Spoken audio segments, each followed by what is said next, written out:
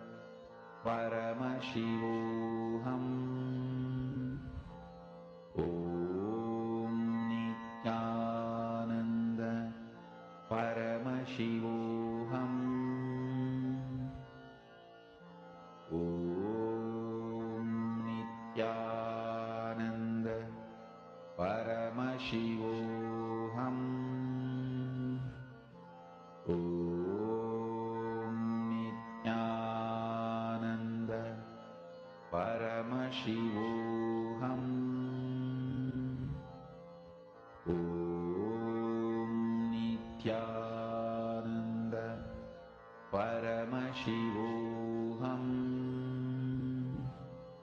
Om Nithyananda Paramashivoham Om Nithyananda Paramashivoham Om Nithyananda Paramashivoham Om Nithyananda Paramashivoham. Mahamahavagya, spiritual lullaby for samadhi, and Suprabhatam, wake up call, wake up song for Paramashiva. This Mahamahavagya is spiritual lullaby for you to fall into samadhi. Suprabhatam, wake up song for Paramashiva to wake up in you. Just remember this one powerful cognition. This Mahamahavagya puts me in samadhi. This is spiritual lullaby for samadhi, and Suprabhatam, wake up song for Paramashiva in me, for Paramashiva to manifest. With this one spiritual powerful cognition, I now request every one of you to please post the answers. Describe in all the senses. What do you cognize this as? How do you perceive this as? What object is in front of you?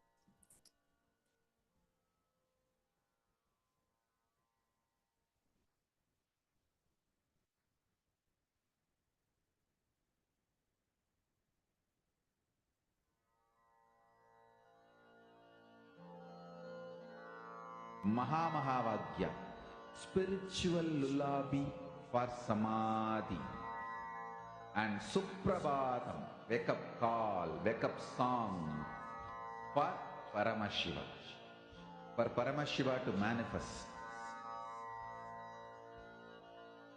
With this one spiritual powerful cognition, chant this Maha. Okay, I see different people have posted. Come on, every one of you post it in elaborate detail. Whatever you saw through the third eye, you're going to go ahead and describe. In the male participants room, can I request every one of you to participate? All the male participants, the male bodies that are here. Srinivas up there, you should go a little bit more detail. And Everardo here, seeing some golden letters. Okay, see, Everardo here, describe what taste you experience when you actually see this. What is the taste that you experience? Lauren there, very good. Okay. Okay, I'm going to now be sharing the answer with you all. The picture that we projected for you all is a close-up of ice. It's just ice cubes. It's just a very zoomed in picture of ice cubes.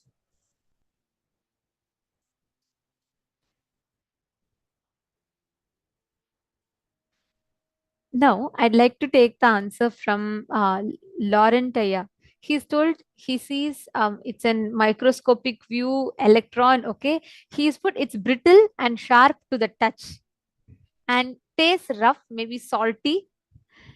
Actually, it's very close. Do you see what you have described is very, very close. And Everardo Alfaroya got water-like blue malleable substance. Wow. This is how each of you have started manifesting. See, every single time you describe in detail whatever your third eye shows you, you will see that details will take you to be able to start getting, you will clearly be able to start seeing it after that.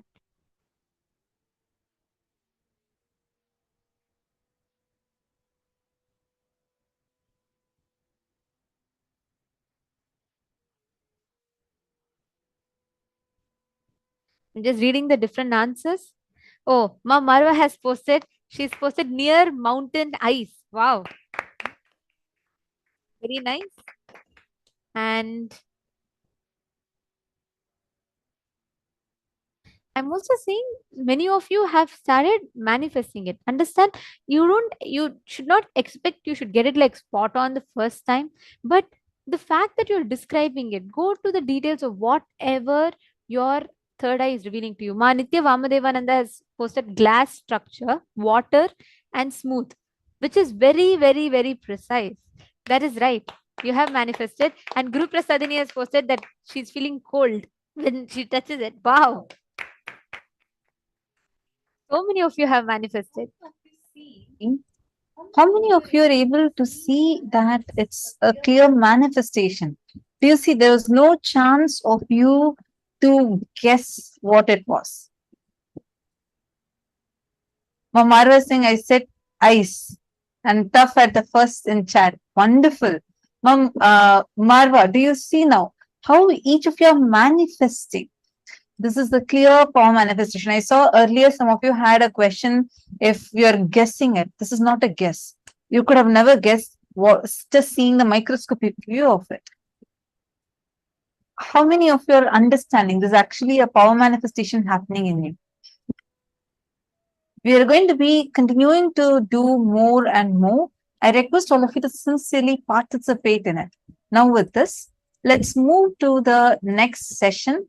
This session is directly from the Mrigendra Agama, Shiva Vidya from Mrigendra Agama, where Swamiji is going to be explaining about who is Bhagavan Sadashiva Murthy, what does each of his 25 heads actually mean.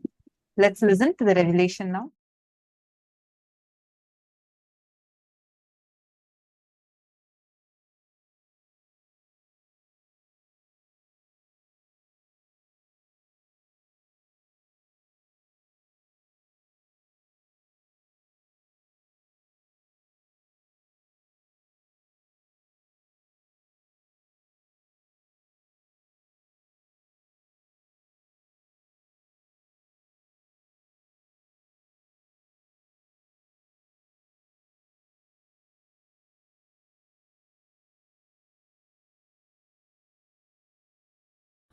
I'm going to introduce some of the fundamental sacred secrets. One good thing, introduced properly, these sacred secrets become just part of your very cognition just by the introduction, because they are real. Give me little friendly ear, that's all I want. I commit with you, I'll make the cosmos into your experience. Fundamentally, few understanding. Please listen. You are made of the same material in which Sadashiva is made. In Sanskrit, the word dhatu is used. You cannot literally translate that word. The word has no equivalent English word. So, I am creating my own word. Sadashiva wax. I am just trying to map that word dhatu into English. There is no equivalent word. Lot of Agama words have no equivalent word in English because the concepts are too big.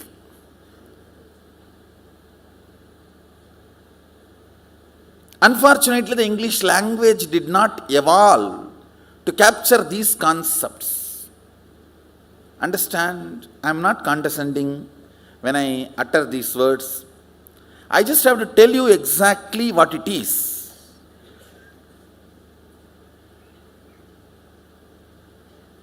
So upfront, I want to tell you I am not condescending, and I neither have a superiority complex nor have an inferiority complex. I am neither arrogant nor humble. I am not humble. See the way I am sitting, the throne. I am not humble. And same way I am not arrogant. I am not interested in being arrogant. What is there for me to show you? I am very straight.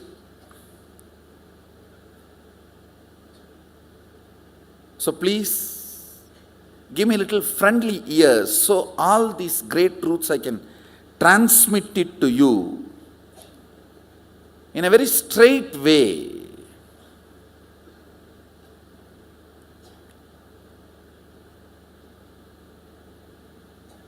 So this word, when I utter Sadashiva wax, you get a certain idea. Oh, it's a kind of a wax material in which Sadashiva is made. I am also made in the same way, same material.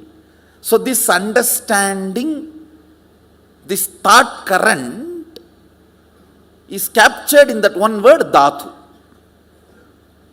Mahadeva uses the word dhatu in this to explain this thought current. So I wanted the original Sanskrit word to be introduced. Reason one, so I will not forget it. Every time I will repeat.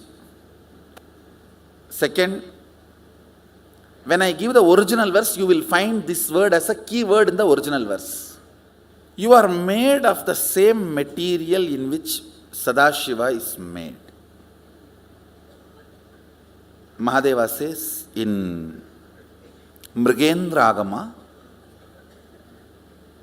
as my own extension, when I decided to become many, to celebrate my existence, I manifested whatever is experienced as reality. Let me repeat. Listen. When he decided, I am using the word he so you don't feel offended, but it's me, I. At least when I am teaching you this truth, I am simply radiating, only then I can put me in you. The me in me is only sitting as me in you. These two only is talking to each other. Understand, I can only talk to me and give my understanding. I cannot talk to anybody else and give my understanding.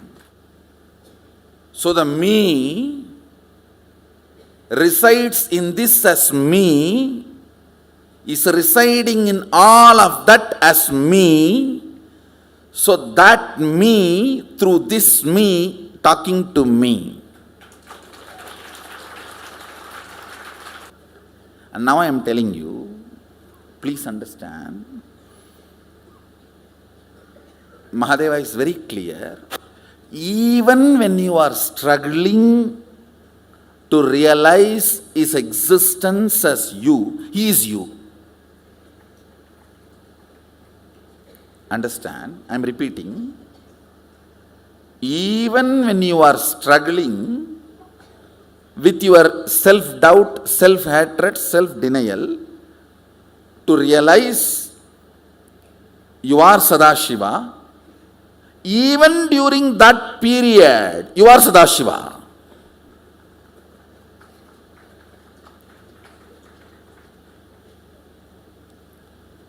So you do not need to feel shy to tell yourself and others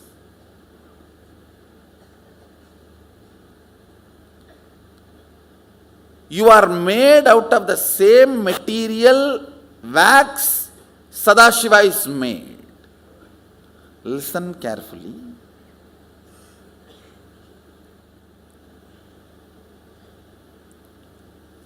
Getting offended is nothing but you so strongly believe you cannot become Sadashiva, because you cannot become, I also can't become. Because I have become, I strongly believe you can become. Because you can't become, you strongly believe I have not become.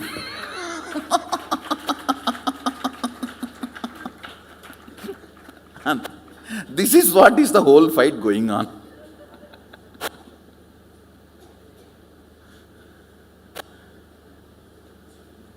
the first truth I want you to understand, you are made of the same wax in which Mahadeva is made, Sadashiva is made. Second, see, I am taking you step by step because I am going to give all the original verses. So you will find whatever now I am telling, like a verse 1, verse 2, verse 3, he is giving a very beautiful, how to teach a beginner. So I am not jumping. And even if you think, oh, I have heard all this from Swamiji already, it's okay, listen once more. Because there are many people who are new. For their convenience, I am repeating step by step. And also it is good as if you heard and became enlightened or what. Listen. Nothing wrong in listening once more.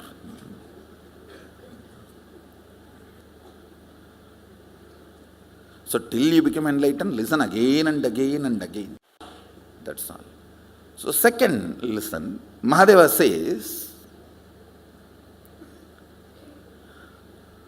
I became many to celebrate my existence.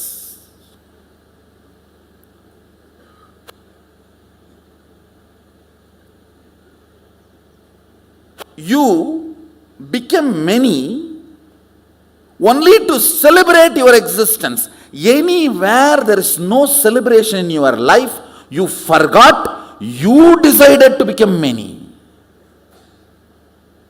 Listen to this interpretation. Whether the zone of your health, zone of your relationships, in any zone of your life, if you are not celebrating your existence, you forgot, you decided to manifest that. You decided to project that. Because this is too important, understanding you need to have.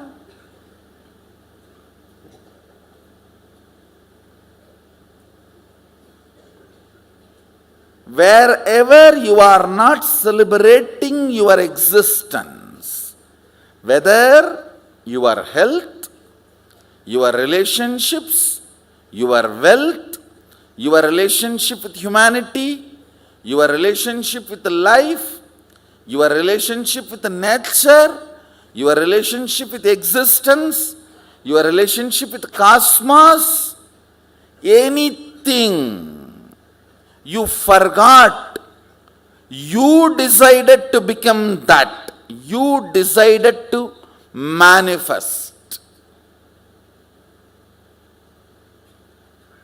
If you know you are manifesting, it is celebration. If it is not celebration, you are manipulating your own manifestation.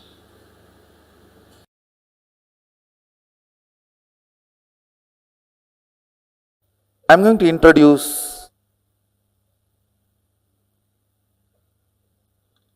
Mahasadashiva, all his aspects and dimensions. Even if you don't intellectually catch it, it's okay. Just sit. At least let your intellect knows he is beyond your intellect. Even that is also in a way catching it. Knowing that you can't know it also is in a way knowing it.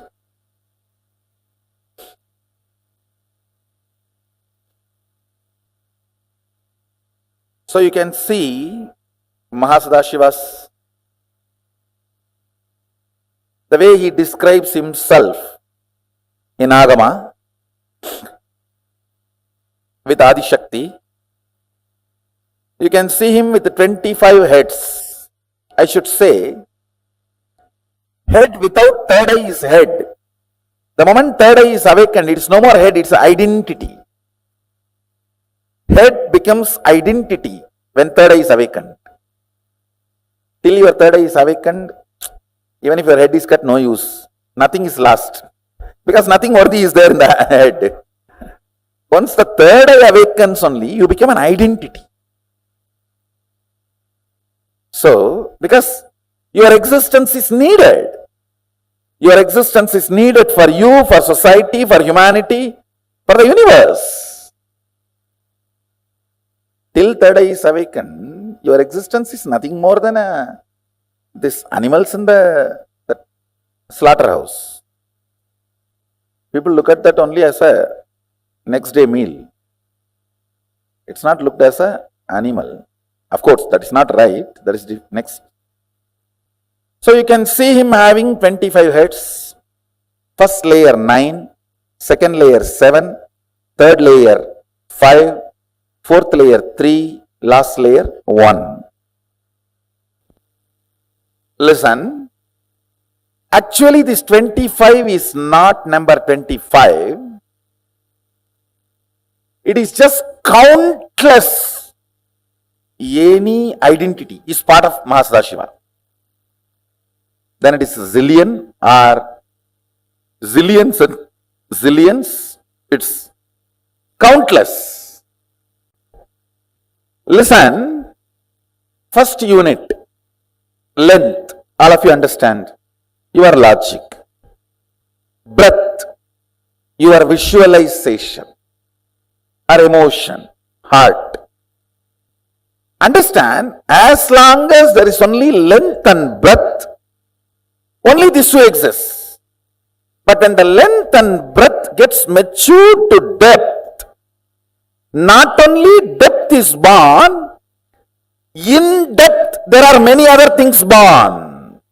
Listen, when there is a water and land, these two are separate two units. When the water and land gets mixed, not only the fertile land is born, in the fertile land multiple things are born. How many of you are catching it? That multiple things in depth, when the length and breadth operates, the first thing starts is Shabda. Shabda. In depth, length and breadth crisscrossing. Your visualization and your logic crisscrossing. In depth manifests Shabda. Like one man, one woman becoming husband and wife and living in a home creates Shabda. Man is length, woman is breadth, house is depth. It is not just length, breadth, depth. Now the side effect starts. So that is why from the head of the depth, the multi-dimension starts. The next second layer is not called second layer, multi-dimension. Listen, because in that Shabda head, it is not one head, it is inclusion of length, breadth, depth together. So how many heads? So 4 put together is represented by one identity. Length, breadth, depth. All these are unit dimension. It is called tattva. Unit. Listen carefully.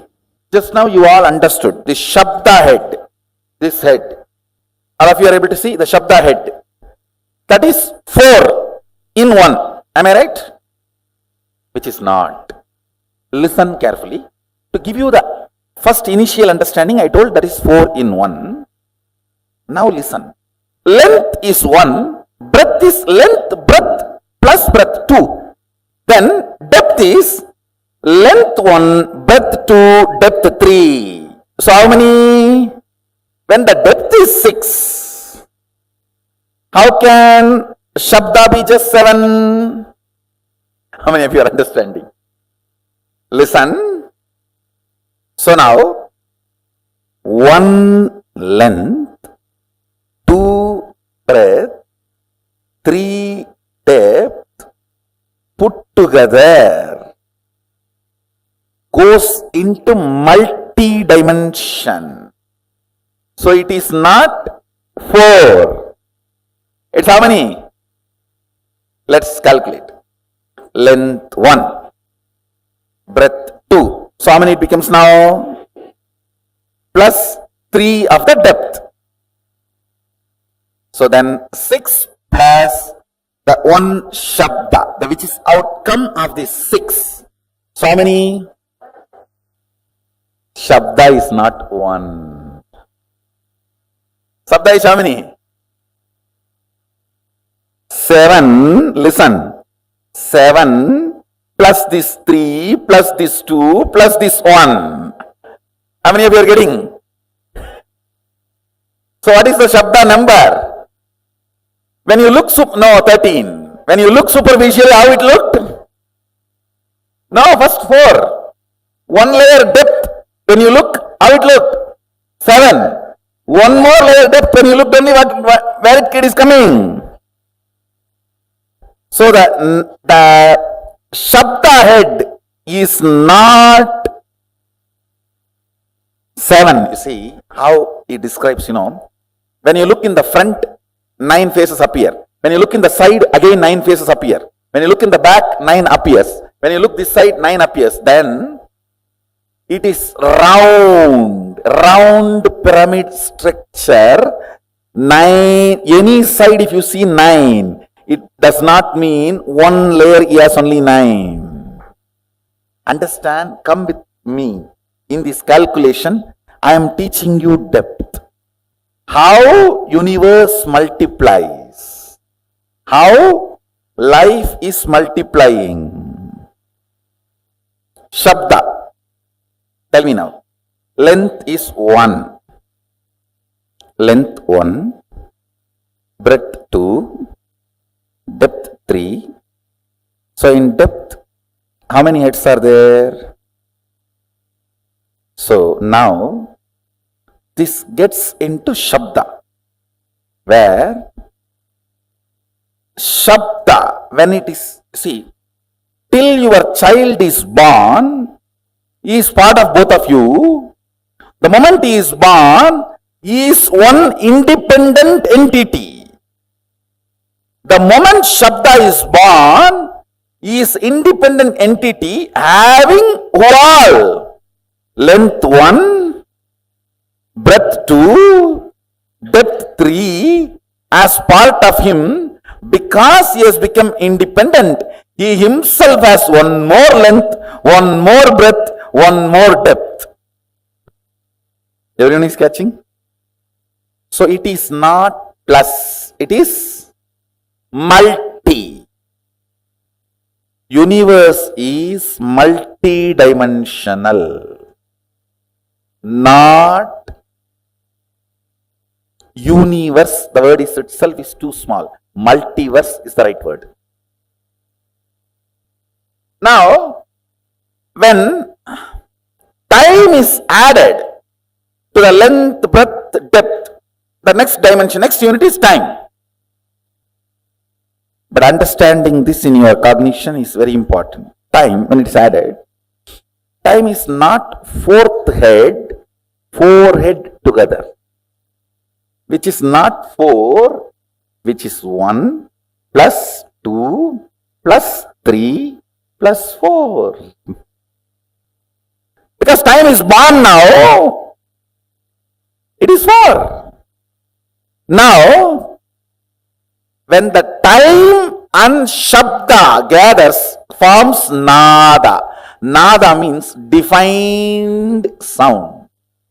If the time, with the time when it forms rhythmically, it is called Nada. Shabda is wild sound. Nada is language.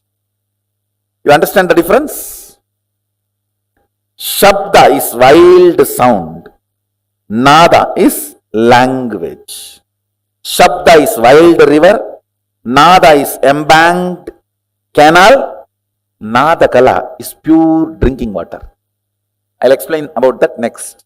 It is in Nada kala your will is created.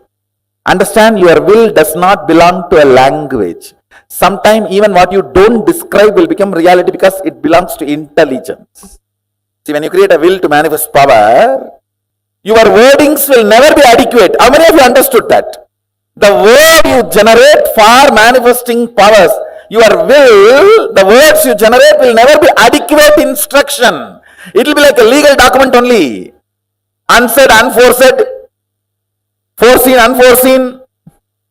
A person who can bring integrity to his thought current only can experience nada kala. Means while you are thinking, completion. Listen carefully. Listen. While you are making a will to manifest power, if you are not comfortable and complete enough about the instruction you generated, and you are feeling very unstable, little incomplete, I don't know whether I did it right and am I completely creating the, all this, how many of you are having? That is what is non-integrity with yourself. That is why insistence on integrity. You understand, integrity is not morality. It is a spiritual power. Ability to make a clear will. Hey, this is it. Leadership, integrity is one and the same. Chastity and integrity is one and the same. Listen now. I am not asking you to practice integrity as a morality. I am asking you to practice integrity to define your nada to nada kala. Means a subtle purification in your thinking. Subtle purification in your thinking makes your whole body ecstatic. Listen, there's a beautiful story. Somebody goes to this great Swami Brahmananda, who is literally considered to be son of Sri Ramakrishna. In Ramakrishna mission, Swami Brahmananda has a higher place than Vivekananda. If you are an insider, you will understand. Brahmananda is considered to be the spiritual son of Ramakrishna. This Brahmananda Swami, somebody goes to him and asks, I want sannyas. I want to be brahmachari and sannyasi. He was actually sitting and peeling that potato, Bengalis. Potato and sugar. Even if they want to commit suicide, they will add that in the poison and drink. Bengalis, even if they want to commit suicide, they will add potato and sugar in the poison and drink. Only then they will commit suicide. If there is any Bengali, don't feel offended. So he was peeling the potato. Mach mishti tamak. That is their life. He gave the potato to that boy, young man, and asked him peel. That guy was shocked. I came for sannyas and he's giving me the potato and asking me to peel. He peeled one potato and the Brahmananda Swami took the potato and said, you will not be a sannyasi, get lost. I won't admit you in the monastery. No admission, rejected, get lost. He says this only. The subtle clarity in thinking. A level of integrity is required for chastity. Sometimes my administrators who work around me, I'll tell them, the person would have done a mistake in accounts department. I'll say, hey, she's not chaste. He is not a brahmachari. There's a hole in the pot. He cannot be sannyasi. They will think, how can I make such a big observation for some 30 rupee, 40 rupee accounts missing? It is not what has happened. It is from where it has happened. The Nadakala. Understand, this whole detoxification is to raise your Shabda to Nada, Nada to Nadakala. To bring you more and more integrated to your thinking. That's all, nothing else. What you want, if you can tell yourself, you can get it because you are Mahadeva. Understand? Length 1, breadth 3. How many of you are understanding? It's not 2. It is 1 plus 1 plus this one, 3. Depth 1 plus 3 plus what? 3. 1 plus 3 plus 3, 7. Because the moment depth is born, that is 3. The moment child is born, you can't keep him as you want. Because he is born out of you does not mean he will be under you. You always have this stupid thing, equating him also as equivalent to you. No, he is both of you put together and his own craziness. You never value his craziness. Understand? That is why you are shocked when you see his craziness. So now, what about time? You yourself calculate. 1 plus 3 plus 7. So what is the number? 11 plus 11. Because the moment time is born, it has all the identities of this 11 into it. Not even 11, 12. Because time is its own independent identity. How many of you are catching? What is space now? No, actually you will have to visualize clearly. 1, 1, 1, 1, 1, 1 and count. By the time coffee has come to mind, no, come back. 1, 1, 1, 1, 1, 1. I am not confusing. I am making you guys understand the futility of your mathematical length. I am just making you guys move to the next level. How many of you are catching what I am saying? It is not pyramid structure. It is living identity structure. See, again it is gone. Tell me, like, now you are in the time zone. What all you can experience? The very depth of the time. Lengths, all the things. Breadths, length and breadths. Depths, length and breadths and depths. Lengths, breadths, depths and time in time. Listen, I am not confusing you, listen. Length of the length and length of the breadth both exist in time. Length of the length and length of the breadth and length of the depth exists in time. How many of you are catching? Because now time is born, the length of the time. How many of you are understanding?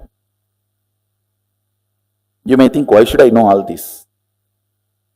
Because, listen, even all this being informed to your depth, you will play with the powers very properly, and you will know if at all you are stuck somewhere where you are stuck, and you can just clear it. Now listen to one line. How many of you think Shabda is totality of length, breadth, depth? From that Shabda appears. Listen, yes, it appears from length, breadth, depth, no doubt. So you will put the totality of length, breadth, depth to Shabda, but it cannot exist without space.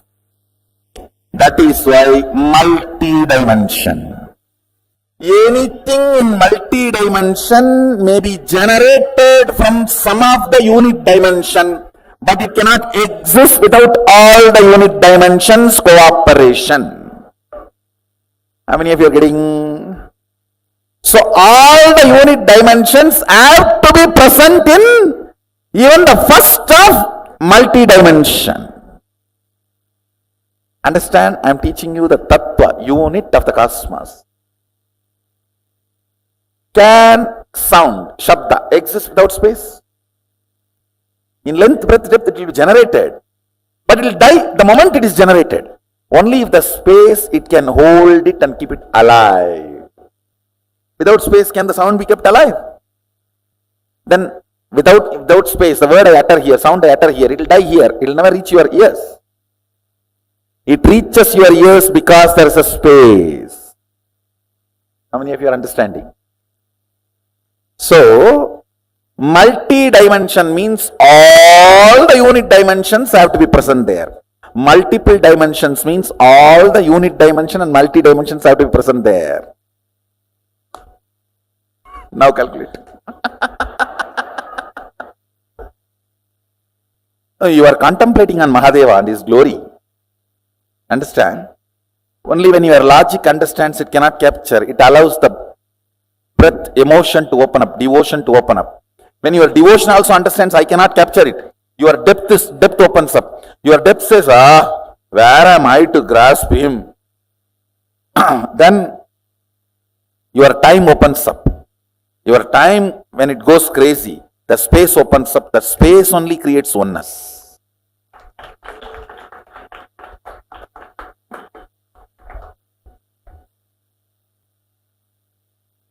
Listen, engaging with infinity is not to measure it, but to get dissolved into it. So till you dissolve into it, you have to engage with it. You cannot say, oh, it is infinity, so I am sleeping. No. That is not, you have to calculate now. You have to engage with infinity. Oh, it is infinity, I came to conclusion I am sleeping is Vedanta. No. In Agama, you engage with infinity. Each of you, the numbers you arrive, that many number of powers you are going to manifest. Then decide. Engaging with Mahadeva. He is proposing, will you become me? Understand, engaging with Mahadeva, engaging with infinity.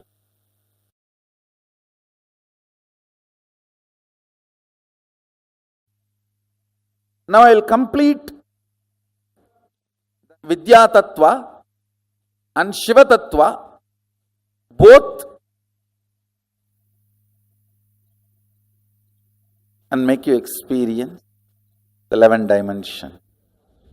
It is actually a game to make you understand and visualize each dimension, what all it consists, what it takes to generate and what it takes to sustain, what it takes to evolve. When Shabda is generated, how it is sustained as Nada and evolved as Nadakala. It is just a contemplation game to make you understand, to make you engage with the infinity. I'll just show you a simple video. How many of you saw that antimatter? I just shared in my Facebook page. I'll show you and then I'll talk to you guys about it.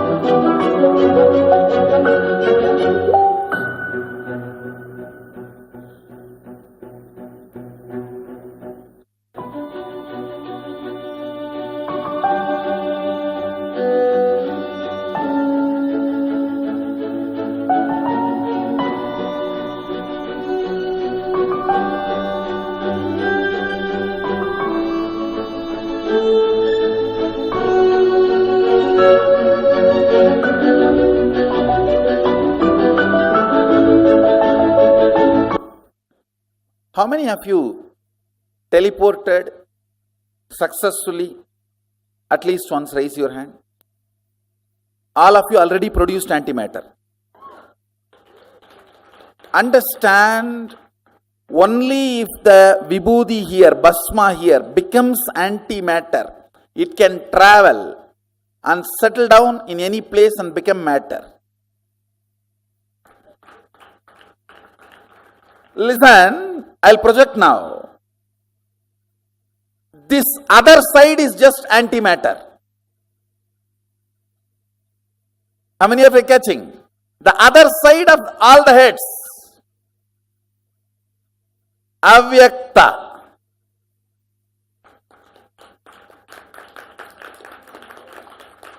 Understand?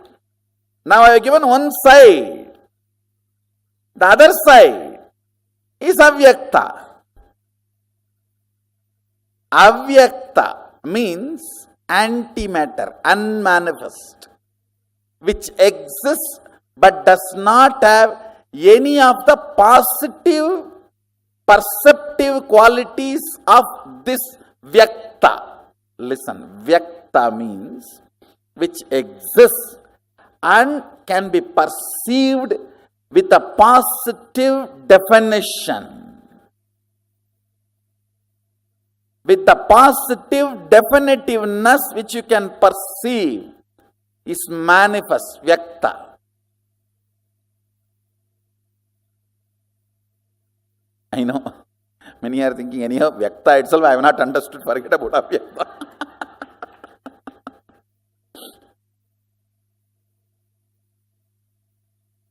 ஏண்டா மேக்ஸில் 100 mark வாங்கின, இங்கிலீஷில் ஏண்டா 20 mark வாங்கியிருக்க, அது பக்கத்தில் உட்காந்து எழுதுன கேள்றா, என்ன ஏண்டா கேட்குற? Means one father is asking his son, in maths you took 100 mark, why in English only 20 mark? Father, you should ask that to the fellow who was sitting next to me and writing the exam, not to me.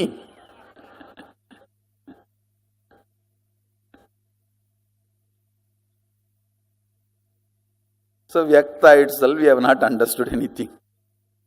Avyakta. Listen, what we call parallel universe, unmanifest, avyakta, the delusion component of Mahadeva, Throbhava, cannot be exactly translated as delusion. It should only be translated as ununderstandable, ununderstood, or unknown. Throbhava is not, the precise word is not delusion. Precise word is unknown. The various permutation combinations of the 5 units, 5 unit principles is length, breadth, depth, time, space. 5 tattva, principal tattvas. The various permutation combination of these 5 principles forms 11 dimensions. Length, breadth, depth. These 3 dimensions operate in Bhu, the pure space where all other things merge into the space is Kailasa, the 14 lokas. Atala, Vitala, Sutala, Talatala, Batala, Bhur, Bhuva, Suva, Tapas, Satya. All those 14 lokas come under these 11 dimensions.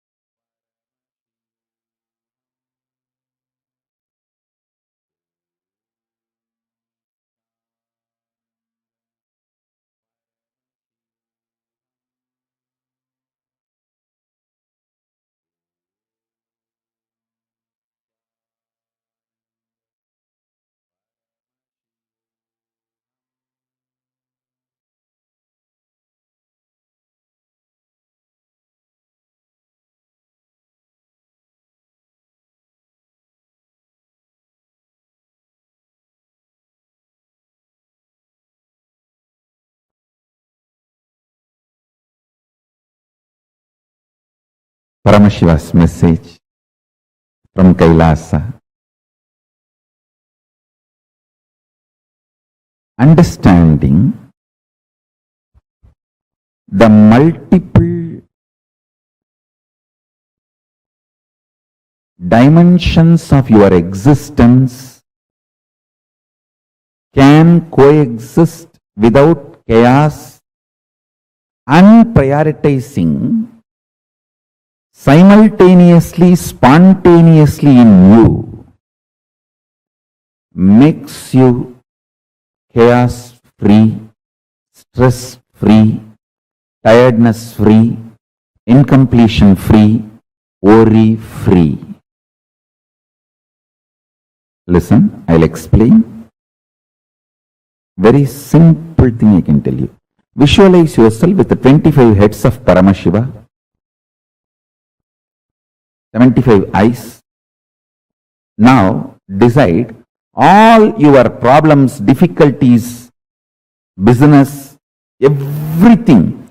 You will think through these 25 heads and find solution. Please listen.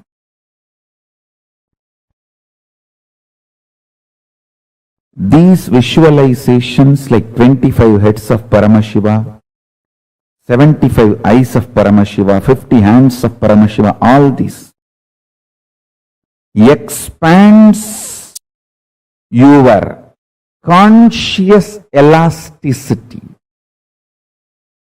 Mark these words. Mark this word. Conscious elasticity means capacity to conceive larger ideas, ideologies, principles, theologies without getting broken or damaged, feeling consistently all the multi-dimensions of your existence and the cosmos is organized, centered on you, your consciousness. Listen. If you feel in the waking state who you are and in the dream state who you are is absolutely unconnected and not even able to have connection, be very clear, it means you are highly stressed and almost broken inside.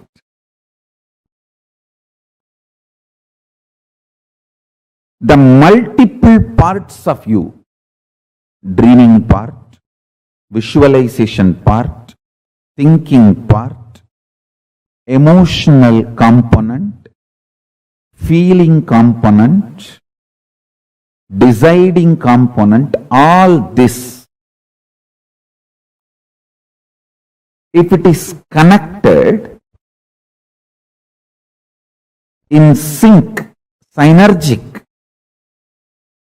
that is what I call conscious elasticity. It just gets pulled, pushed, dragged, but never gives way, breaks. Falling into dream state, falling into deep sleep, getting out of it should be almost like a sweet vacation. Sweet vacation.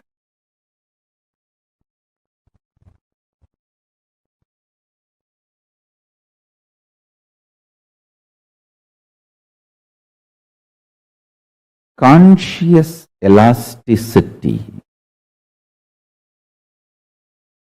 your ability to be in Nirvikalpa Samadhi, absolute unclutched space, and your ability to be fully, passionately involved with life,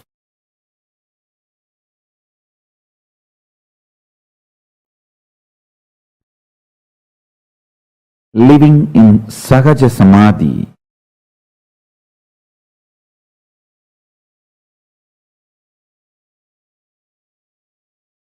first, it is possible. Second, It is supposed to be built consciously. Third, human brain is hardwired for it.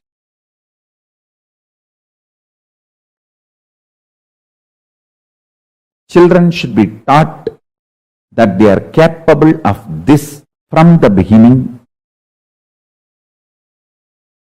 Even if human beings have missed learning this science as children, when they were child, they should be taught as early as possible this whole science of Sahaja Samadhi. Understand?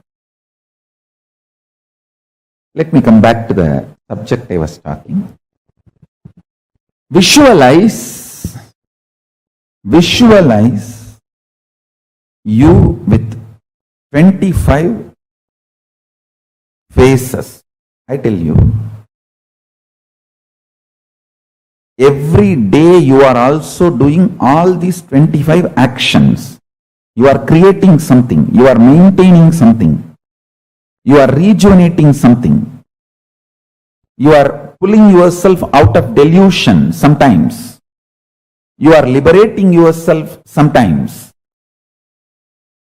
All these 25 actions you are also doing, but with a lot of conflict, stress, friction, fight,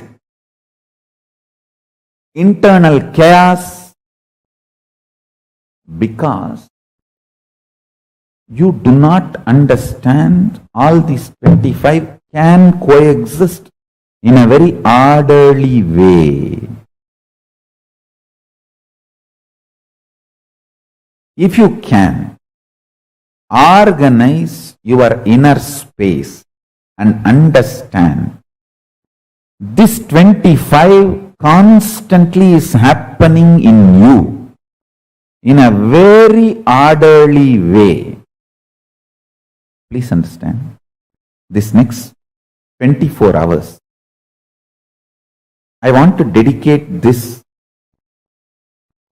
I want to dedicate it to this one principle. All of you sit and pen down, think, do Vakyartha Sadas on this one principle. How you are doing all these 25 actions of Paramashiva in your life every day. Understand? Macrocosm is Paramashiva, microcosm is you. You are the microcosmic version of macrocosm Paramashiva. Brahmanda is in Pindanda. Brahmanda is Paramashiva. You in your body, in your Pindanda, is direct version, reflection, representation of that Paramashiva in all its glory, capability, possibility and powers. You are blueprint of Paramashiva. Conscious elasticity. If you visualize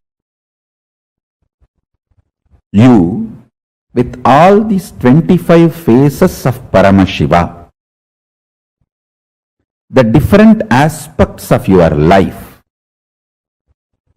your capacity to keep everything integrated to your consciousness is conscious elasticity. If you feel these 25 phases, heads of Paramashiva is on your head, the neck muscle actually keeps all the heads integrated to your body. Same way, the conscious elasticity is the neck muscle keeps all these 25 phases and paces of you, keeps integrated to your consciousness. Understand? All of us are doing these 25 activities. You are creating, maintaining, maybe in small scale, destroying, putting in delusion, pulling out of delusion, liberation. All of us are doing. See, when you give a consolation, a loving smile, or a simple loving hug to a friend, you are liberating that person from suffering. So every day, knowingly, unknowingly, all of us are doing all these 25 activities. If you are in chaos, disorganized, you suffer as bandha jiva, bound soul. If you become organized, understand these 25 phases of you, is part of you, and integrate them by building a conscious elasticity, you become Paramashiva. Unclutching strengthens your conscious elasticity.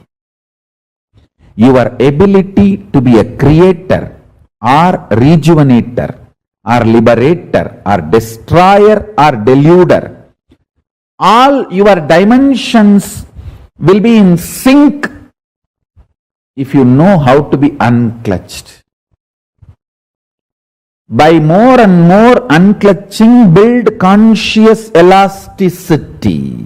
That's the essence of today's satsang.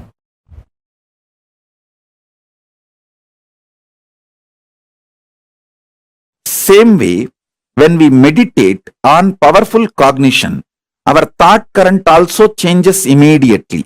Mohit Kup Chandani, listen. When you actually unclutch not just your thought currents, your liver, your kidney, your intestine, the very elasticity and plasticity of your brain changes. Listen. Youth means whose brain still retains the elasticity and plasticity for the new, exciting, enlightening life, intense life. Youth has nothing to do with based on your date of birth, year of birth. Youth means whose brain is plastic enough, elastic enough to manifest the grooves, to radiate enlightenment, excitement, intensity, joy, life positivity, is youth. So when you unclutch, sit in unclutching, your liver changes, your intestine balances, the elasticity and plasticity of the brain, the ability of your brain to develop the new grooves changes. It's no more a dead, frozen stone. It's a living clay in which the new grooves can be formed.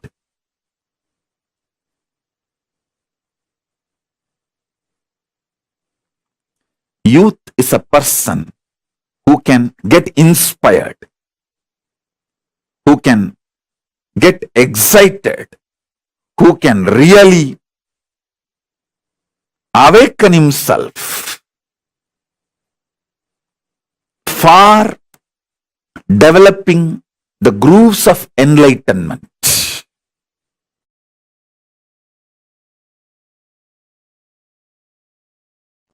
Thought is nothing but your inability to cope up with reality. The definition of a thought as per Paramashiva, inability to cope up with the reality.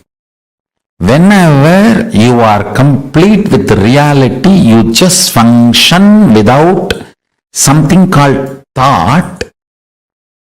If you know you are thinking, there will be an incompletion and itching irritation. If you are acting out of completion, there will not be any thoughts. There will be signals, there will be instructions, there will be orders from your consciousness to you. But there will not be thoughts. Understand? Signals coming from your consciousness, instructions, orders, commands coming from your consciousness to function, to be alive, to be active, to do something is not to be confused with the irritating, itching, confusing, incomplete, internal incompletion thoughts or thought currents. Listen. Thoughts are not needed for the consciousness to own, possess your intra-organ, internal organ and your body and move your life. You need to know, you confuse between your thoughts and the instructions of your superconsciousness to your consciousness, to your consciousness, to your intra-organs, from your intra-organs to your internal organs, from internal organs to your body. Don't confuse that and this. Listen carefully. Paramashiva moves this whole universe without thoughts, being in the state of Paramashanta Swarupa. That shows thoughts are not needed to run your existence as Paramashiva manifested it. Thoughts are your feeling something is missing, inadequate, not enough, incomplete. That insecurity, suffocation, incompletion, that generates something cranky, worms going in your brain.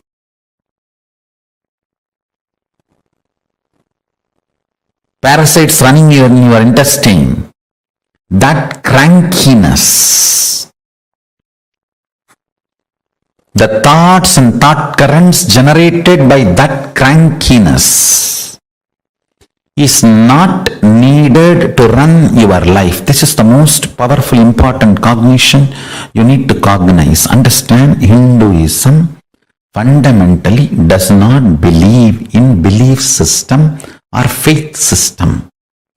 It very clearly explains the methodology of powerful cognition-based functioning system. I am not going to tell you, believe, you don't need thoughts to run your life. No. I am going to say, Shravana, listen, Manana, internalize, Nithyananda, start living this powerful cognition. So the powerful cognition I am giving you now, Paramashiva, running the whole universe, much more than what we are running in our life. He is running it from the space of Paramashanta Swarupa, without any thought currents, out of pure intelligence. When he can run, you can run. Decide, you will be in the space and state of Paramashiva, Paramashanta Swarupa, and live your life. You will see thoughts and thought currents become redundant. They just fall off from you. Like a old skin getting peeled off and falling. The old hair falling. Old nail falling. Just like old things fall off from you. The ideology you need thoughts and thought currents to run your life will fall off from you. Meditate on this powerful cognition. Internalize it. internalize it, manifest it. Do Shravana Manana Nididhyasana of Paramashanta Swarupa Paramashiva, who is so big, he does not need thoughts even to run this whole universe. Even to run this whole universe, he does not need thoughts. Why do you need thoughts to run your life? Too small. Decide to be in his space by listening, internalizing and manifesting this powerful cognition in your inner space. Live and experience thoughtless space.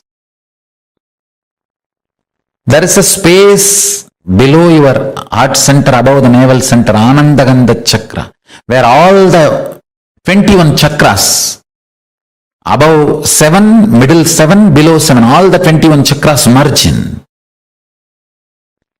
in that Anandagandha space. Remember, you are Paramashiva. What you feel as Paramashiva, what you feel as I and Paramashiva is one and the same. With that decision to cognize Paramashivoham, Paramashanta Swarupa, Paramashivoham, he will manifest more and more and make you cognize you don't need thoughts and thought currents to run your life. Without thoughts and thought currents, just by directly manifesting his intuition and Paramashanta Swarupa, you become more and more efficient, more and more energetic, more and more alive, more and more spiritual, more and more strong, more and more enlightened. Your breathing and his breathing is one and the same. Please understand, this is the real good news he wants to tell you. If you are breathing, he is breathing inside you. Your breathing touches his breathing and comes back. Every time when you are inhaling, goes in and turns to come out, it touches his breathing and then comes out. So where your inhaling breath takes a turn as exhaling breath, that is where he is residing, he is available to you.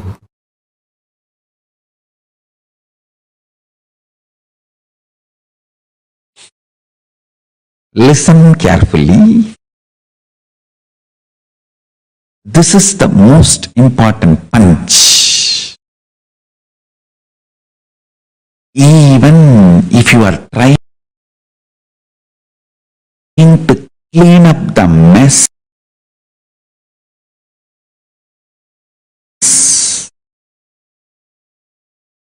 created by the reactionary assumption patterns and reactionary assumption lifestyle, even that will be delusion. The one and only solution is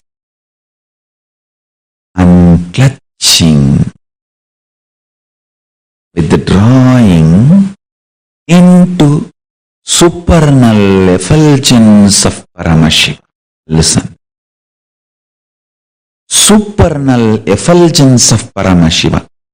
If you just internally tell yourself, okay, I am not going to struggle anymore with this business which is torturing me, with this job which is torturing me, with relationship which is suffocating me.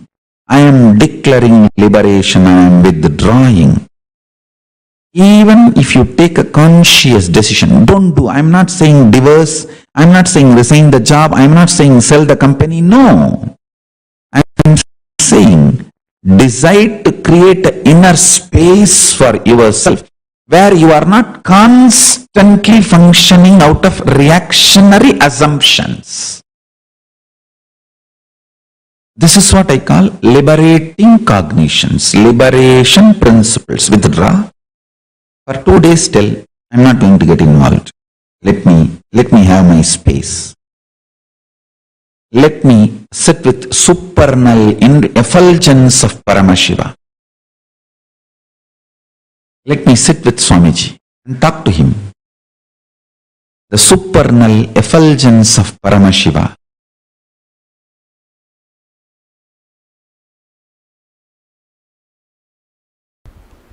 From the moment you wake up, the way you wake up, the way you feel about you and life when you wake up,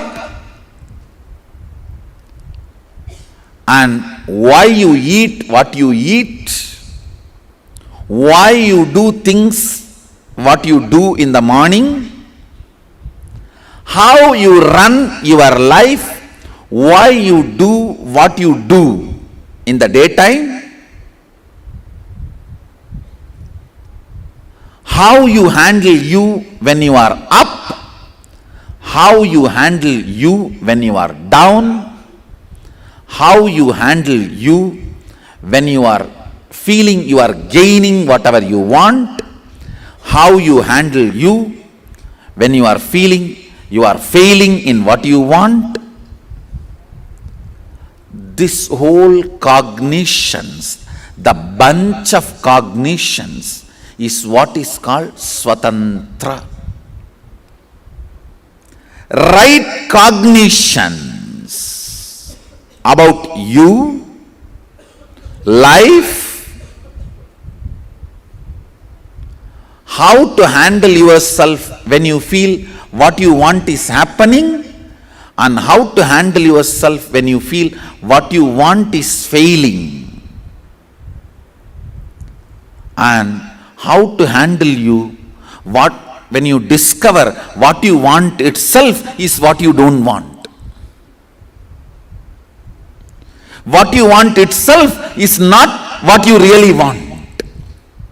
What you want, whether it happens or not happens, is called explosion. Explosion of joy and sadness. If you realize what you want is not what you really want, it's called implosion. During the implosions or explosions, how you hold you, the methodology with which you are handling yourself, this whole cognition is Swatantra.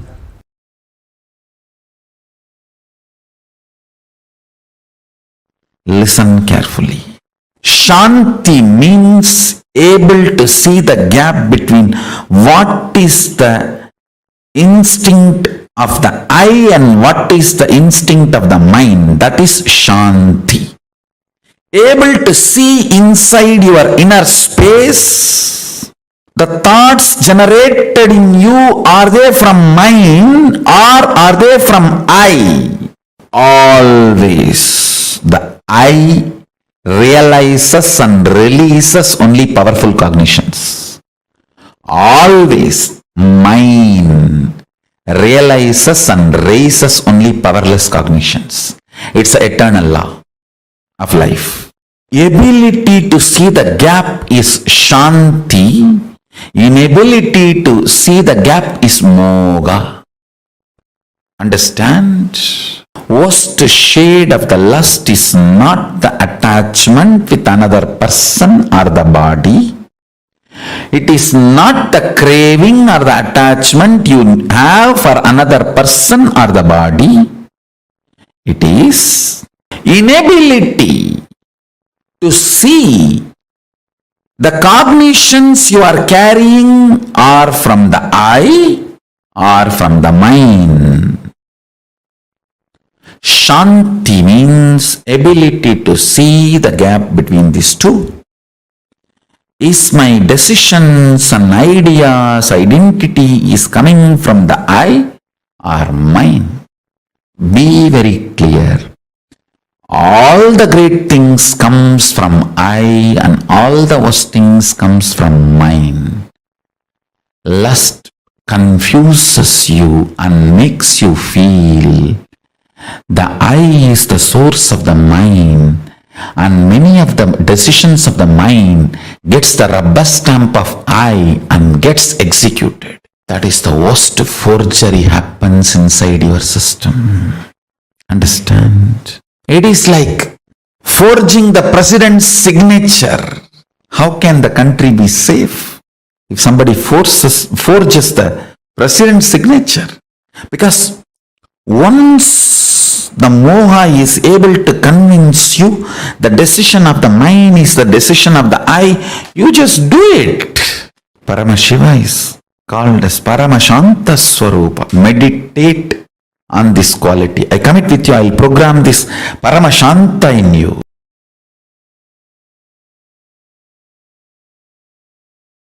Intensify your inner space through any one of these methods. I'll describe the methods now. Just 5. Continuous, unbroken prayer.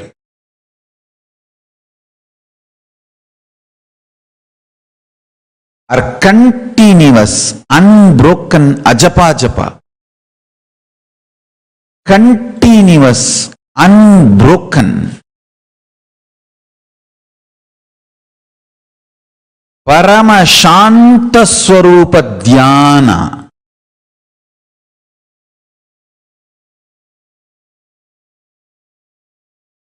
Continuous, unbroken oneness. Continuous, unbroken, unclutching. Understand? I can give some more methods. First, let me describe these.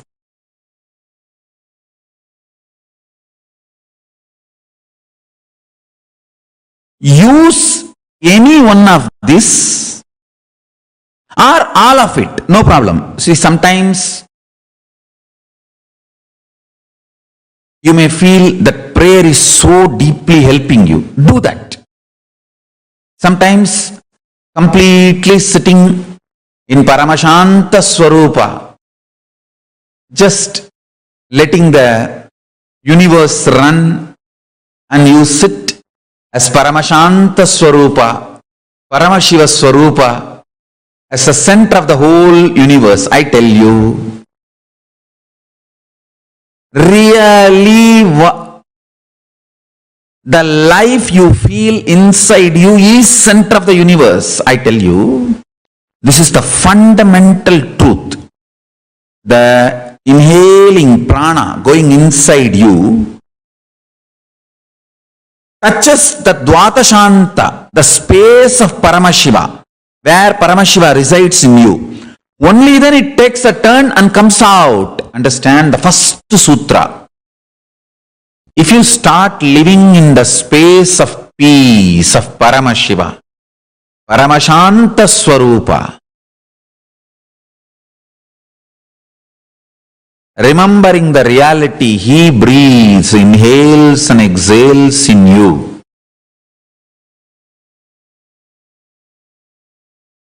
With the eternal bliss and peace.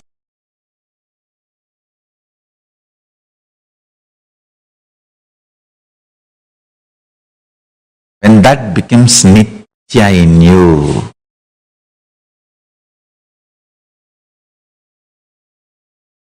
the very quality of your existence goes up.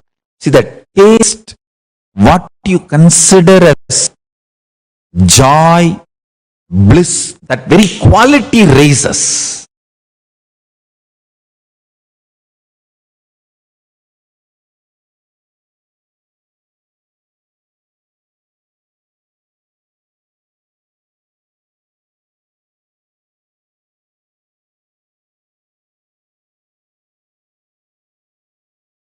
You become beautiful to yourself and to everything everyone around you. You become too cute to yourself. You yourself will start feeling, oh, I am so cute.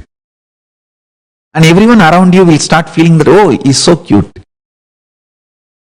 That feeling, you feeling cute within you about you, and everyone around you feeling you are cute for them too.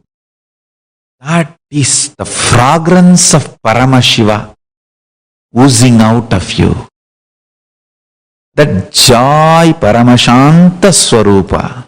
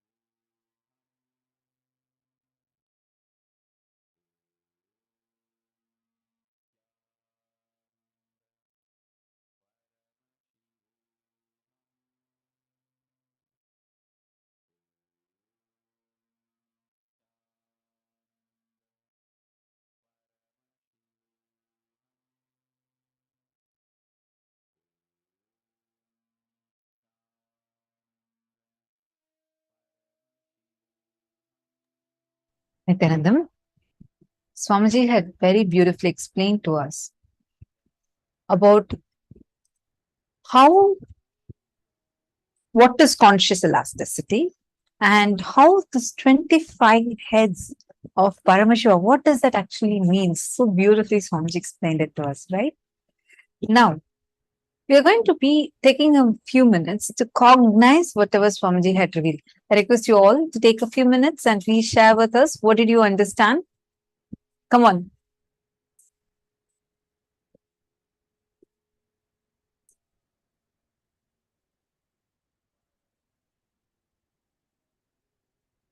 All the participants that are here with us, please take a moment and please post here. What did you understand?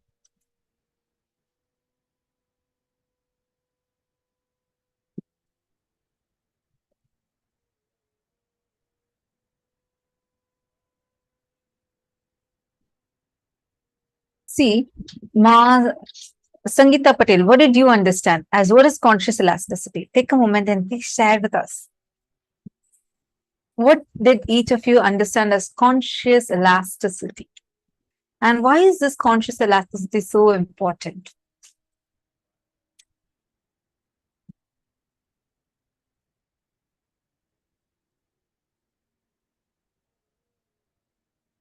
See, I request all of you to intensely listen because this is something too important for us to understand and cognize. This conscious elasticity is how much we are able to engage without breaking down and go on empowering ourselves with more and more powerful cognitions and engage with reality. This is called as conscious elasticity. Whenever you meditate upon the powerful cognitions, large visualizations, for example, actually visualizing Paramashiva, that very form of Paramashiva, 25 heads, 50 hands, 75 eyes. How is this form of Paramashiva existing? Actually, let's do a quick activity. We're going to be actually projecting the image of Sadashiva Murthy. I request all of you to take a few minutes. Don't just manually count the number of heads in the image. Visualize that you are Sadashiva and visualize, okay, one head. Then in the first row, have one, then there's one here, there's one here. Totally, there are 9 heads in the first row. Then 7 heads in the second row. Like this, you're going to be visualizing and counting, and you're going to post first how many heads are there in each row. You see, it's very easy to just see the image and count, but that's not the activity here. You're going to visualize it. And actually, just by doing this counting, the conscious elasticity in you will expand. You will literally see, suddenly your whole brain will feel like it's expanding. You will suddenly start seeing the whole brain will start cognizing. You will feel like, oh God, it's expanding so beautifully. So please take a few minutes and sit and pen down.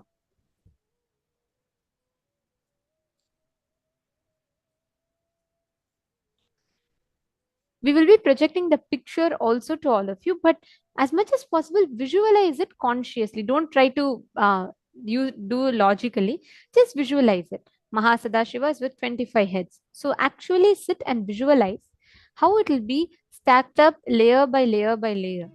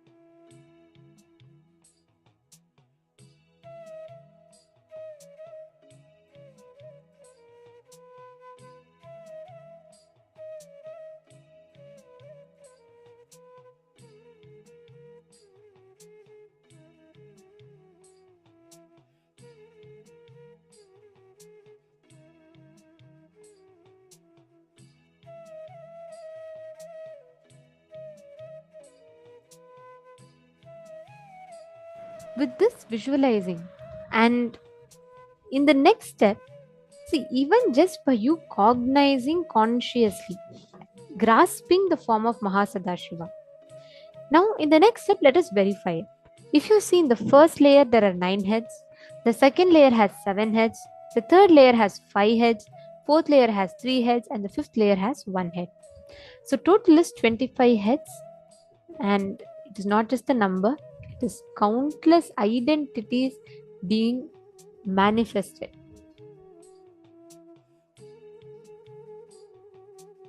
Now, each of us need to cognize and experience this exact truth within us. How we can experience the conscious elasticity and how we can manifest the powers of the superconscious experiences, which will directly work on rewiring our brain, rewiring the subtle brain grooves that we carry.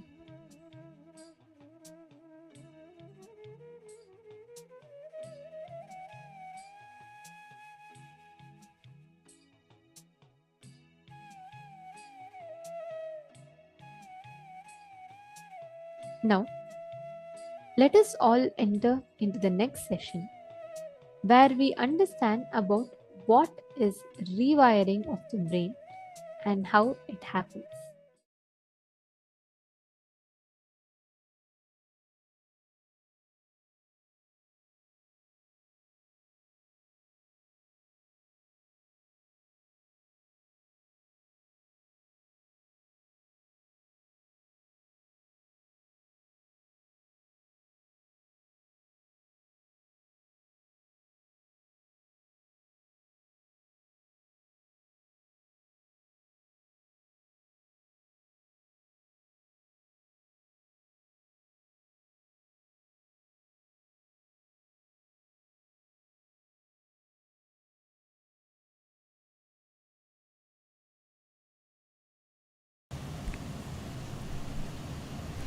All your actions, which comes from your very cognition, not from your pattern.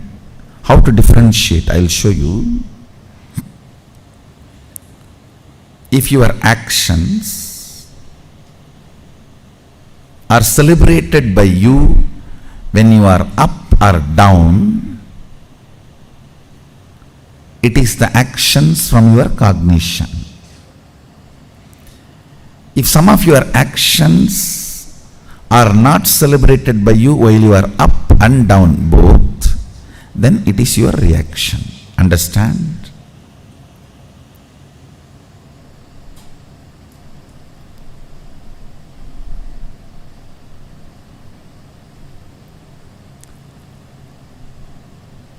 If your action can be celebrated by you throughout the fortnight,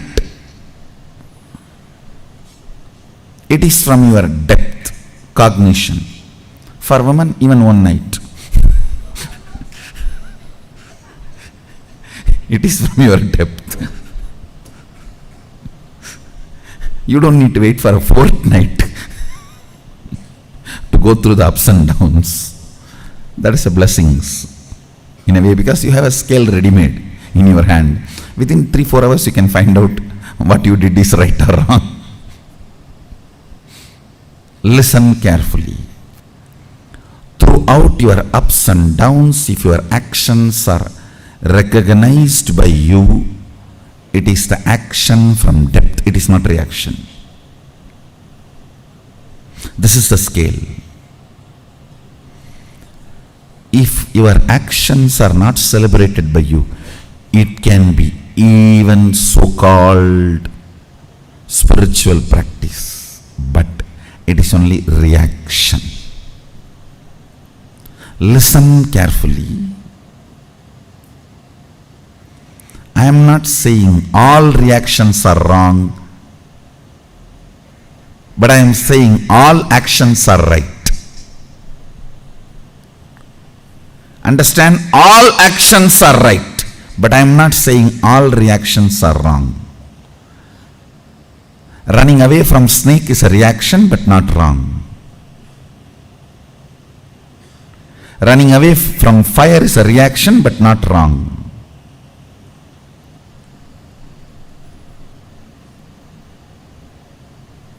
All actions are right, but all reactions are not wrong.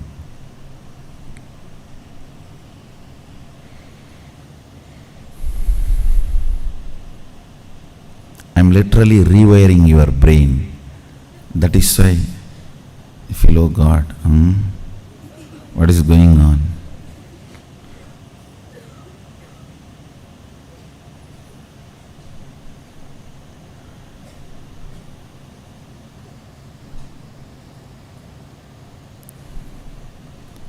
Today every statement I uttered, if you contemplate, you will develop a thoroughly new neurology. So you can perceive the reality as it is. Delusions, Maya, need to be handled with nuclear bomb, not with a surgical instruments. No. It need to be demolished, not surgery performing. No. When I am building a new neurology, that will be done almost like a surgery performance, surgery precision. Not 1 inch this side, 1 inch that side. But when the delusion need to be removed, it's a nuclear bomb. Just drop and destroy the whole area. So that's what I am doing. Listen carefully. When you are planning to go cranky, dash, dash, dash, dash, dash, dash, dash, be conservative. Have lot of sensor scales. Is this situation really wants me to go cranky?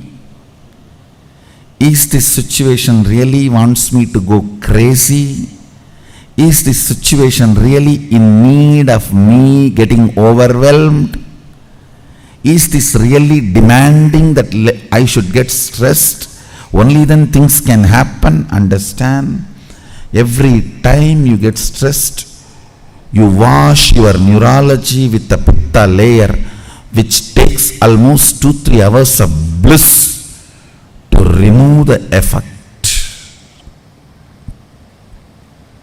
I should say at least 2 hours of bliss, Shaktipada, is required of one stroke of stress.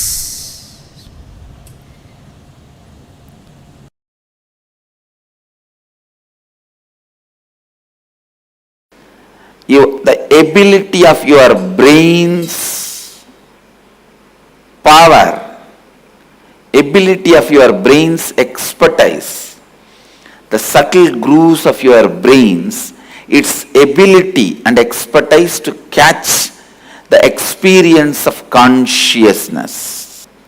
The experience of consciousness, that makes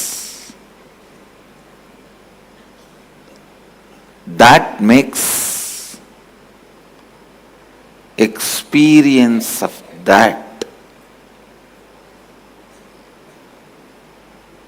that makes you spiritual. I tell you,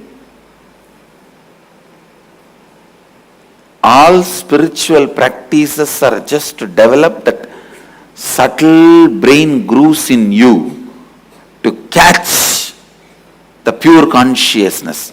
Whether you sit in the banks of Ganga in silence in Haridwar, or you sit in the silence of Manikarnika, Mahasmashana in Varanasi, or you sit in the silence of Gomukh, Tapovan, understand, when your brain grooves, the subtle brain grooves, are able to catch concept of consciousness, the spirituality is awakened in you.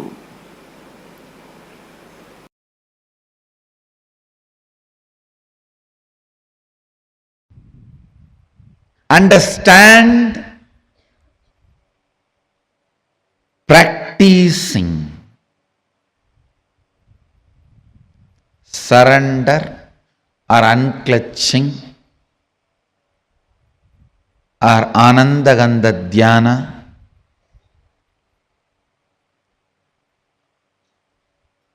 complete completion, all this not only brings peace into your heart, it raises the subtlety of your brain grooves and your brain's ability to capture the higher truths. Your brain's ability to capture the higher truths. Brain's ability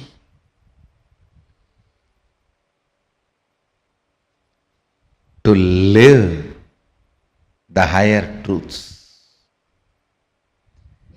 Anything your brain is able to capture, it stores as record.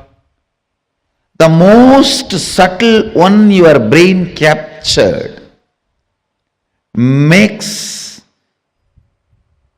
itself as your cognition and life's goal. Understand? Even once if you are able to understand, capture the word Satchitananda, Sat Chit Ananda, the existence, conscious bliss. Anything which is subtle, the most subtlest experience, imagination, visualization, your brain is able to capture, it will make that as a base for its function. I don't need to do anything other than describe how the materialization happens to my balasans, the way they are able to capture. The moment their subtle grooves in the brain captures this, that power will start manifesting in them. Why I am saying balasans? Because they are more ready to listen. Their inner space has more peace. Their brains have more subtle grooves to imbibe what I am sharing. When I explain that science, if you can visualize it, that power will start manifesting in you. Because anything your brain can visualize, it will make that as your basic functionality. If I can explain moving from one body to another body, astral travel, and your brain is subtle enough to capture it, visualize it, you will start manifesting that power. All powers are like that only. You just need the completion space and Guru who properly makes your brain grooves to catch it.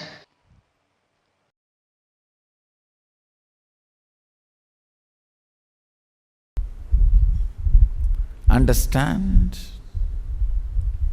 First of all, find out to what you are integrated, to what you are authentic. You are very authentic to your pillow and bed because you spend best of your life there. And you are very authentic to your confusion. You worship it. Om Confusione Swaha, Om Confusione Namaha, Om Confusione Naivedyam Samarpayami, Om Confusione Padapujam samarpayami. Om confusione vastram samarpayami. You glorify your confusion with nice words. I think this is the way Sadashiva directly taught us to live. See how polite I am. When you are constipated also you will be polite, because you can't move anywhere. Understand, to what you are integrated, to what you are authentic, to what you are responsible, to what you are enriching, that is what is going to be the result of your life. Recognize that, you will wake up.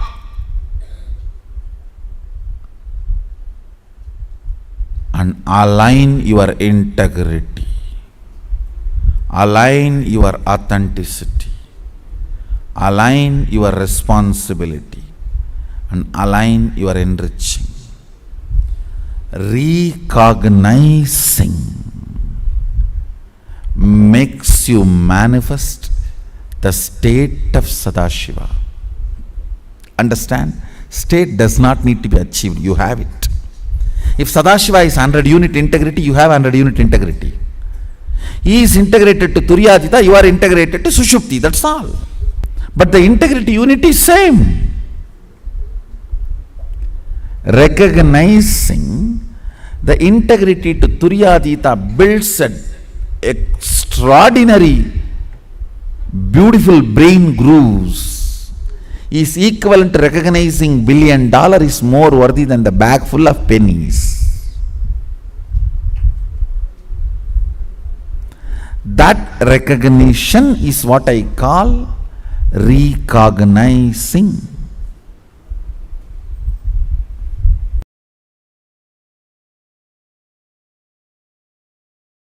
The other concept that, if I try and think about it too hard, really scares me, is because I can't wrap my mind around it, is the idea of infinity. Like the idea of... You don't have to think, you can't grasp unless your brain grows that subtle grooves which gets awakened by Kundalini. Once the Kundalini gets awakened, then God, the word will become so real for you, the I word will become empty for you. See, when I utter God, it has so much meaning for me. When I utter the word I, it has no meaning other than the word I am uttering.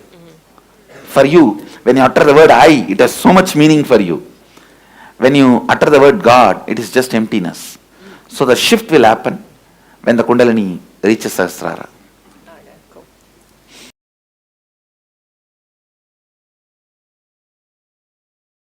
From my experience, I tell you, all the people whose mother tongue is the language with multiple option words. For example, just for this one, Sanskrit may have 300 words.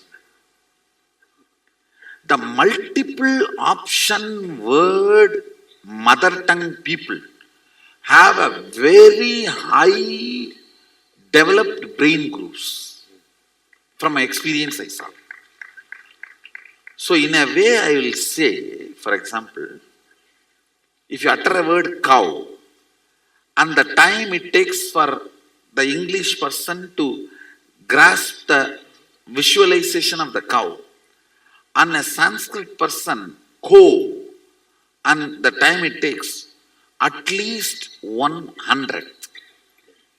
Means the person who knows the Sanskrit catches it less than 100th time with a more precision, because the words there is wide option. So brain by its nature requires to be in high alert when you handle that language.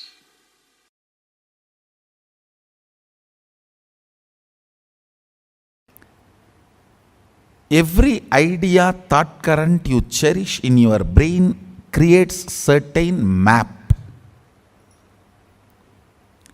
If that map can be taken out and inserted on somebody, it is called circuit. If you cannot take it out, it just dies within you, it is map. If it can be taken out and inserted on somebody's head, it is circuit. For example, you cherish a thought current. let the whole world be blissful. Let Sadashivatva happen. These thought currents create certain electric signals in your brain, certain map.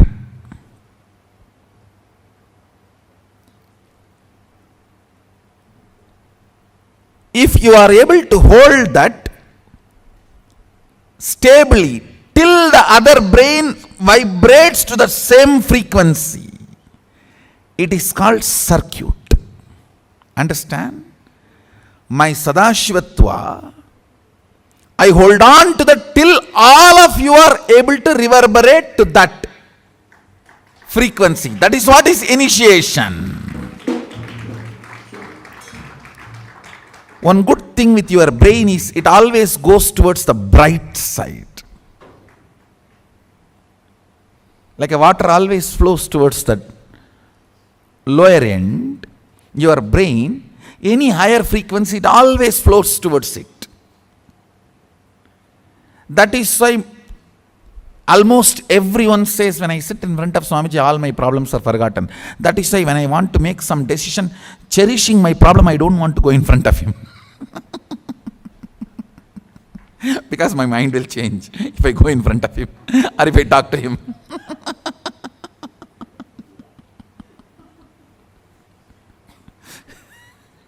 Secret.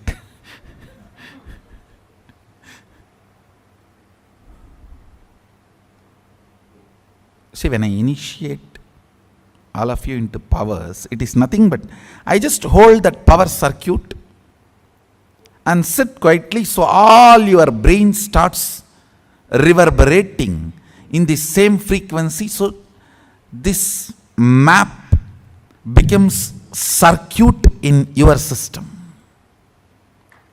See, if it is only in your brain, it is called map. If it can be reproduced, it is called circuit. That's all. If it becomes alive to reproduce itself, it is called circuit. Like if a lady remains single, she is lady. If she gives birth, she becomes mother. So map is a lady, circuit is mother. That's all.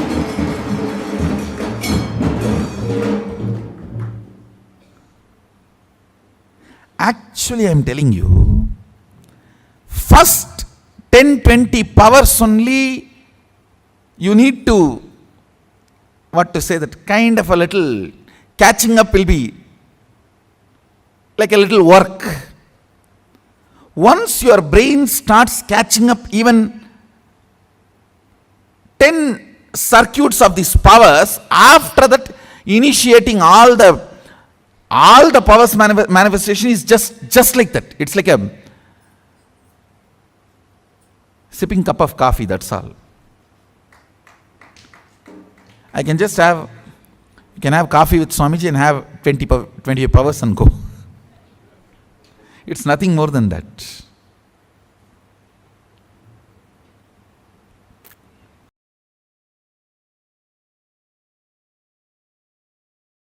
Listen to this great truth. Declare your integrity to Paramashiva. Request Paramashiva. Only with His grace you can even bow down to Him. Ask Him to give you the grace to bow down to Him, connect with Him and have devotion and manifest Him.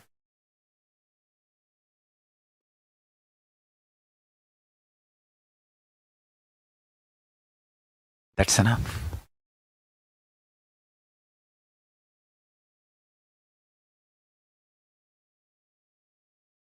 That's enough.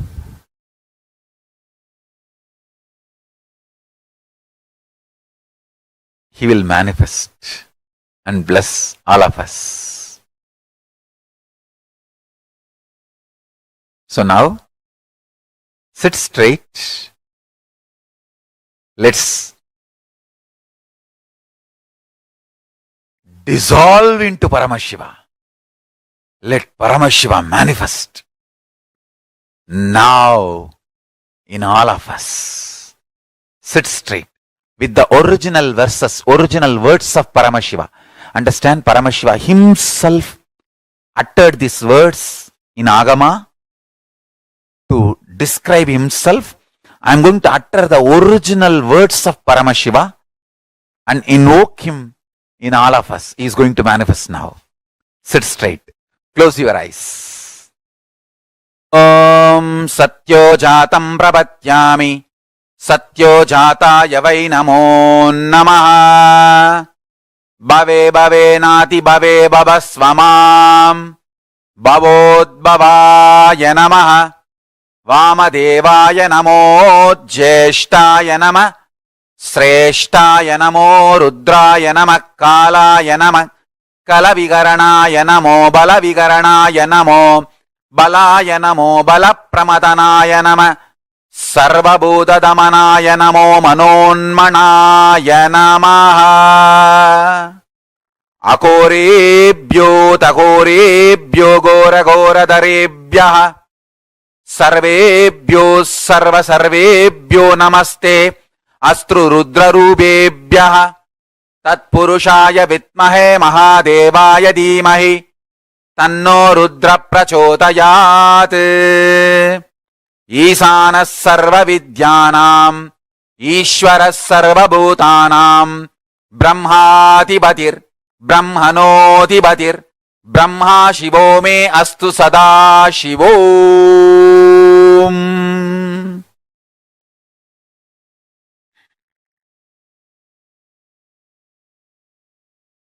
Meditate on Paramashiva with 25 heads.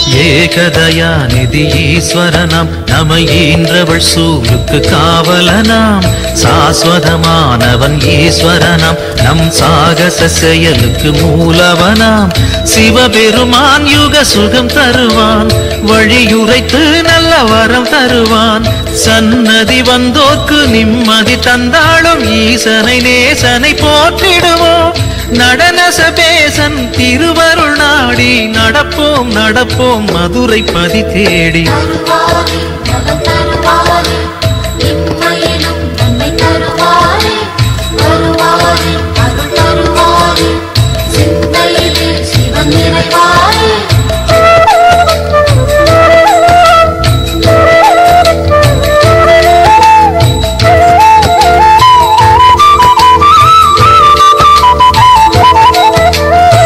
நஞ்சுண்டநாதர் Sivan போற்றி அந்த சந்தியா காலத்து சனி போற்றி நவசந்தி தாண்டவ குரு போற்றி அந்த மகா பிரதோஷ நாள் போற்றி தேய்பிறையில் அந்த வளர்பிறையில் தேடிச் சென்றால் அருள் கூடிடுமே நர்த்தனம் காட்டும் ஆடிய பாதம் திருமுகம் கண்டால் நலந்தானே தேடிடும் கண்களில் ஆடிடும் பாதம் தெரியும் தெரியும் இது நிஜமே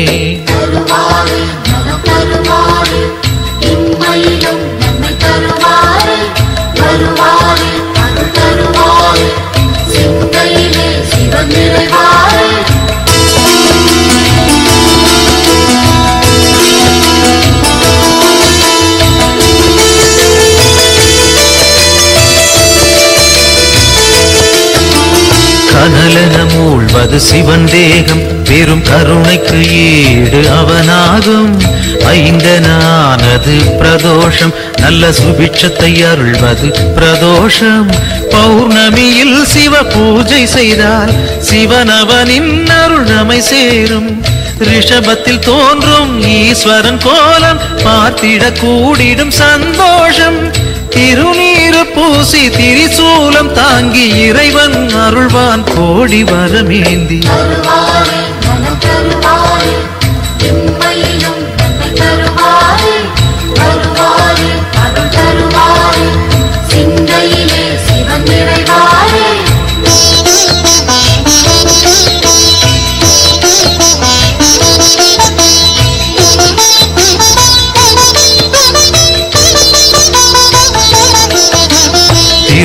கோவில் வாசல் முன் தோன்றும் அந்த நந்தி தேவன் அருள் வேண்டும். பிரதோஷ காலம் வரும் நேரம் அவன் திருவருள் யாவும் கைகூடும். எம்பெருமான் வரும் வாகனமே எப்பொழுதும் நம் துணை வருமே. முன் நின்று நந்தியின் காதினில் கூறிடும் செய்திகள் சிவனது செவி சேரும்.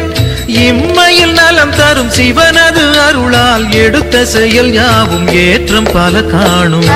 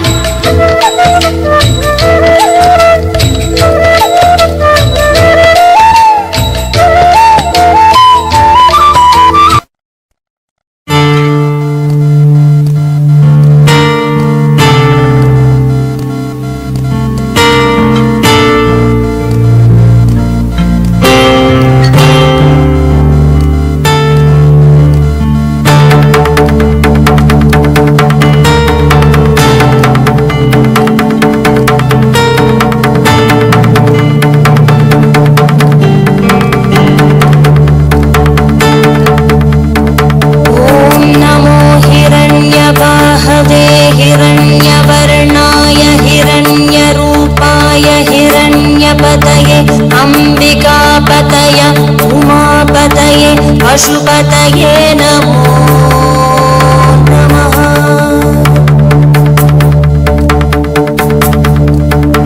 ॐ नमो हिरण्यवाहवे हिरण्यवर्णाय हिरण्यरूपाय हिरण्यपतये अम्बिकापतये उमापतये पशुपतये नमो नमः।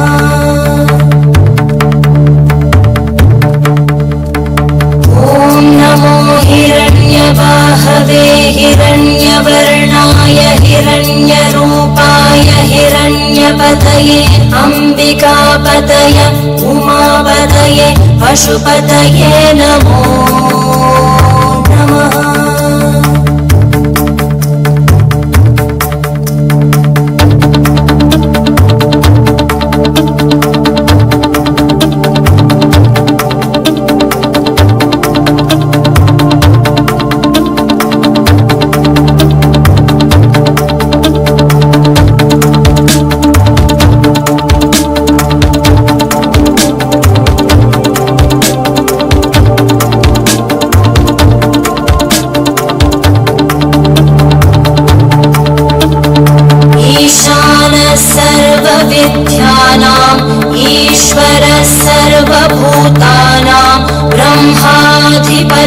ब्रह्मणोऽधिपति ब्रह्मा शिवो मे अस्तु सदा शिवो।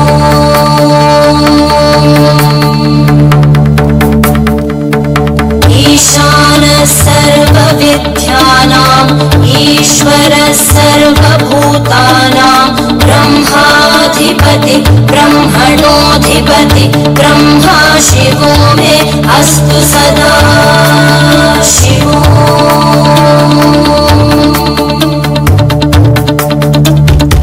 ईशानः सर्वविद्यानाम् ईश्वरः सर्वभूतानां ब्रह्माधिपति ब्रह्मणोऽधिपति ब्रह्मा शिवो मे अस्तु सदा शिवो।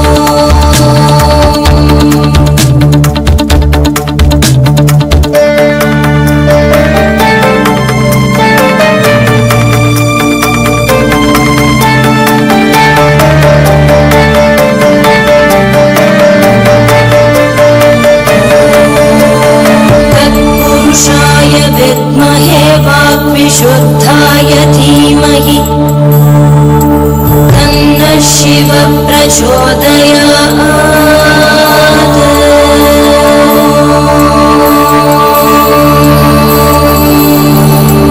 महादेवाय विद्महे रुद्रमूर्तये धीमहि तन्नः शिवः प्रचोदयात्।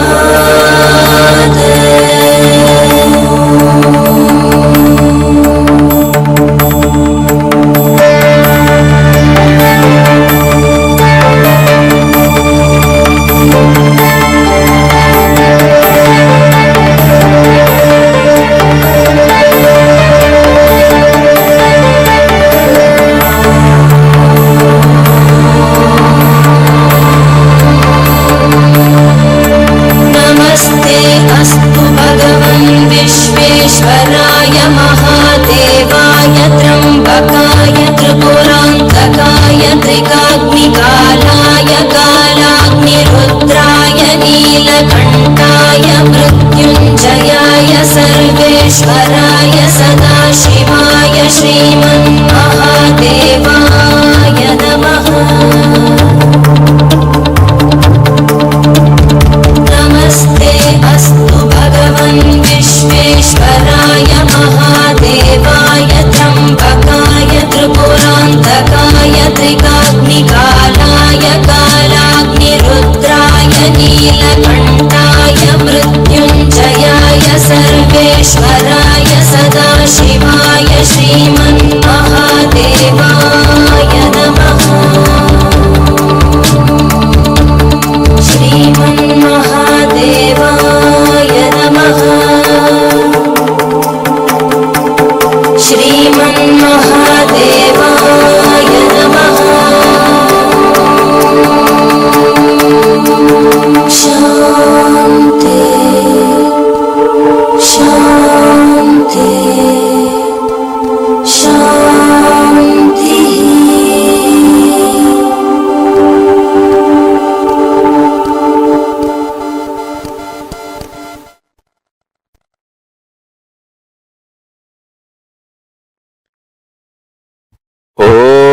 ఓం సత్యో జాతం ప్రపద్యామి సత్యో జాతాయ వై నమో నమః భవే భవే నాతి భవే భవస్వ మాం భవోద్భవాయ నమః వామదేవాయ నమో జ్యేష్ఠాయ నమః శ్రేష్ఠాయ నమో రుద్రాయ నమః కాలాయ నమః కలవికరణాయ నమో బలవికరణాయ నమో బలాయ నమో బలప్రమదనాయ నమః సర్వభూతదమనాయ నమో మనోన్మనాయ నమః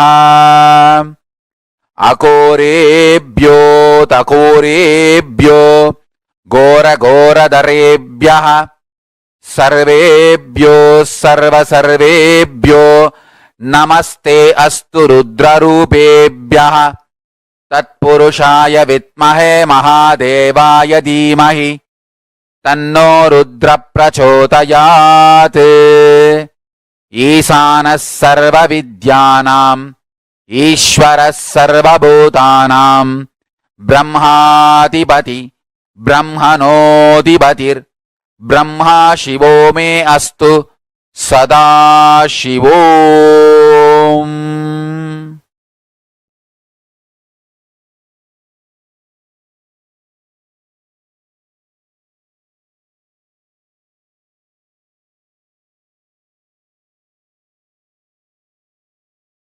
ఓం Nityananda Paramashivoham. I bless you all to manifest Paramashiva. I'll continue in the further satsangs to explain each of the Murthis, Sadashiva Murthy, Tatpurusha Murthy, Ishana Murthy, Vamadeva Murthy, Ahora Murthy, and take you to the deeper levels of Paramashiva's experience. So now, don't miss the satsangs, next satsangs. That's one. Second, essence of today's satsang is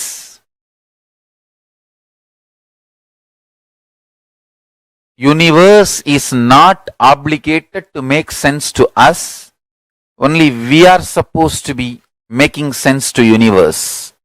And declare this to Paramashiva, your surrender and integrity. Request him to manifest in you and your life. So with this, I bless you all. Let's all radiate with integrity, authenticity, responsibility, enriching, causing, living Shuddhatvaita Saivam, Paramashivoham, the eternal bliss, Nithyananda, Thank you. Be blissful.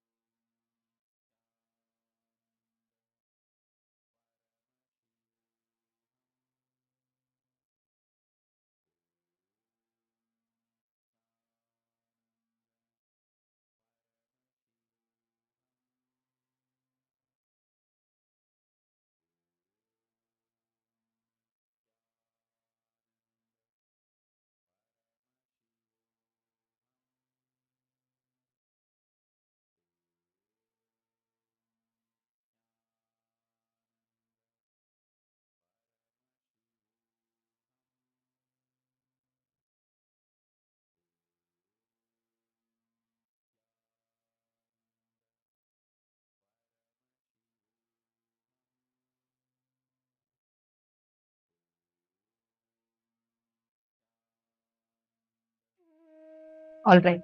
Now let's all enter into our manifestation. See, actually, today, all of us are going to be experiencing the rewiring of our brain.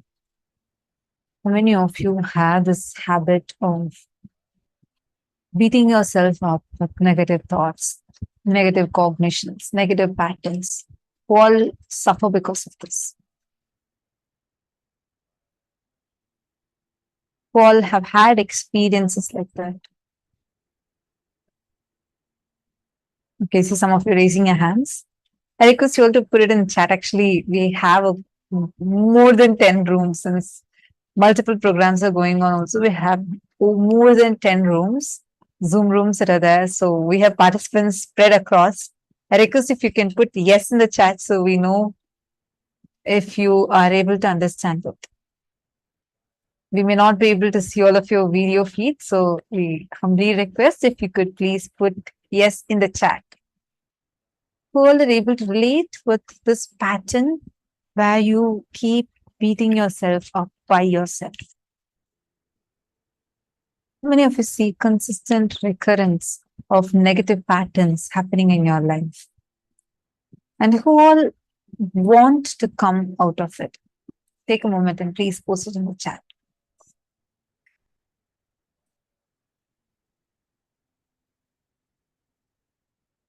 See, understand. Okay, good. I see some of you recognizing it and saying, yes, you have. You want to come out of it. Wonderful. Every time you think in a certain manner, and again and again and again, think in the same manner, you are empowering a particular neural pathway in your brain. Are you all with me so far?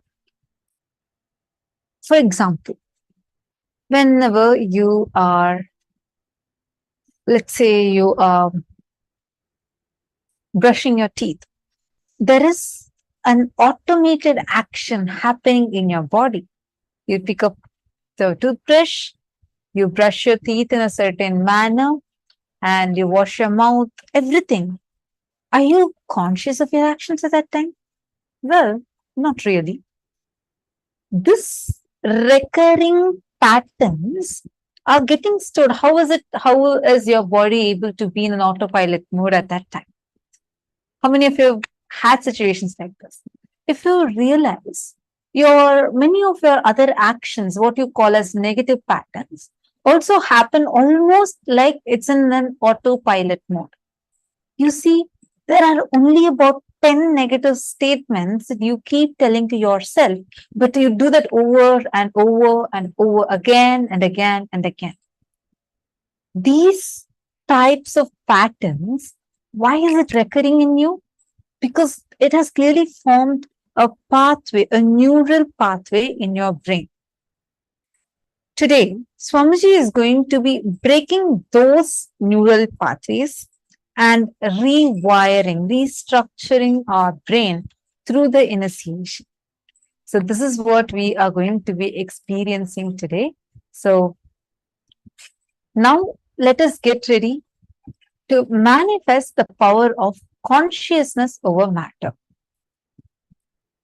We are going to be doing the next round where you're going to be levitating objects in water. We all saw earlier how water responds to our thoughts. Now we are all going to be taking any light object that has certain buoyancy where it can go into the water, sink fully like an eraser, like you just chip off a small piece of eraser and you can put it into water. It will sink, but with your conscious will, it will definitely be able to raise up also. So you're going to now be doing this power manifestation. I request all of you to kindly bring a transparent glass or a cup where you are able to see through and fill it with water. And please place an eraser, very small piece of eraser into the water. Please do the setup now.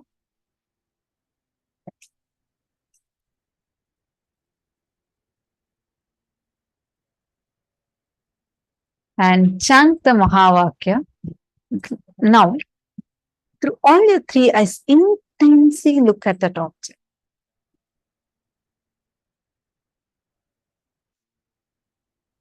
Please start chanting the Mahavakya.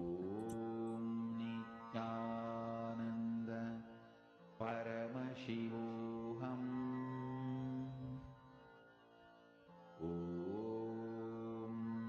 Nithyananda Paramashivoham Om Nithyananda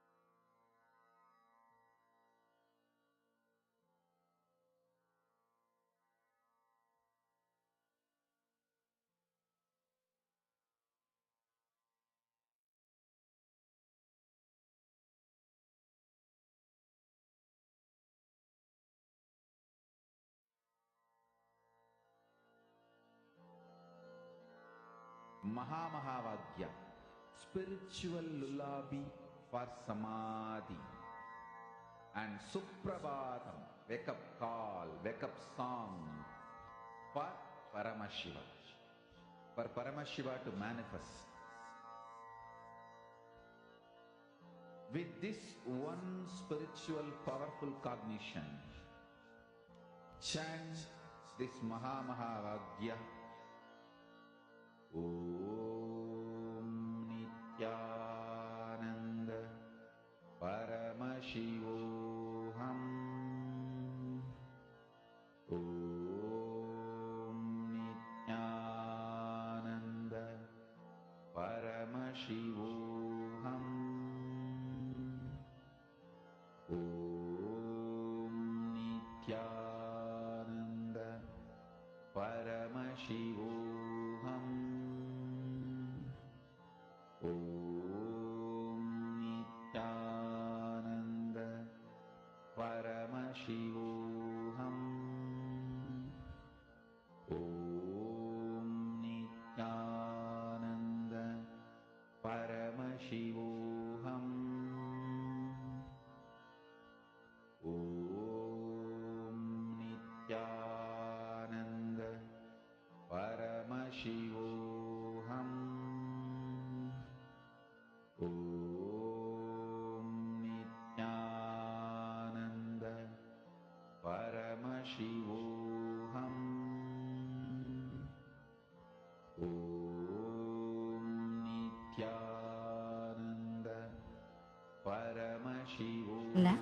Now, let us enter into the next session where we learn to train our brain to develop the subtle brain grooves. Paramashivoham.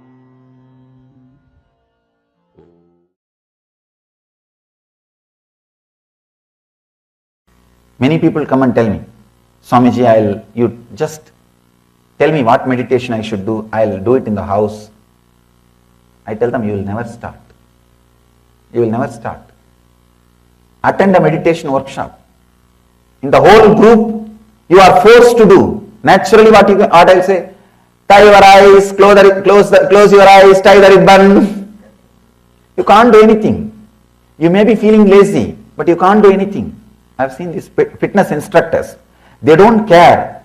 They don't even look at your face that you are expressing your tiredness. No, this hand is paining, that hand is paining. They don't look at you. They just say, do 1, 2, 3, 30 seconds, 2, 30 seconds, 30 seconds, 30 seconds. Right attitude. You are here saying, no. They don't bother. They just turn their face that side. Up, down, up, down, up, down. Only in the end they look at you and ask, are you all right? Here you are crying, you are asking this in the end.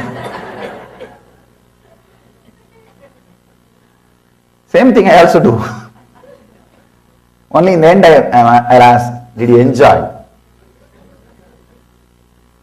The whole day I know, because I have to create the positive abhyasa. Never miss a chance to live in the Sangha. Understand? Abhyasa means creating positive habits, positive things inside you so that it can go from conscious to unconscious, from unconscious to your body. Making all the good things as part of your life is what I call abhyasaha.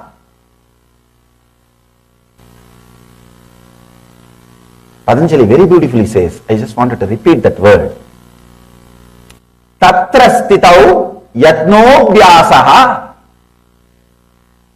The effort to remain constantly in that elevated state of awareness is abhyasaha. Understand? Many times when you listen all these words, you get completely inspired.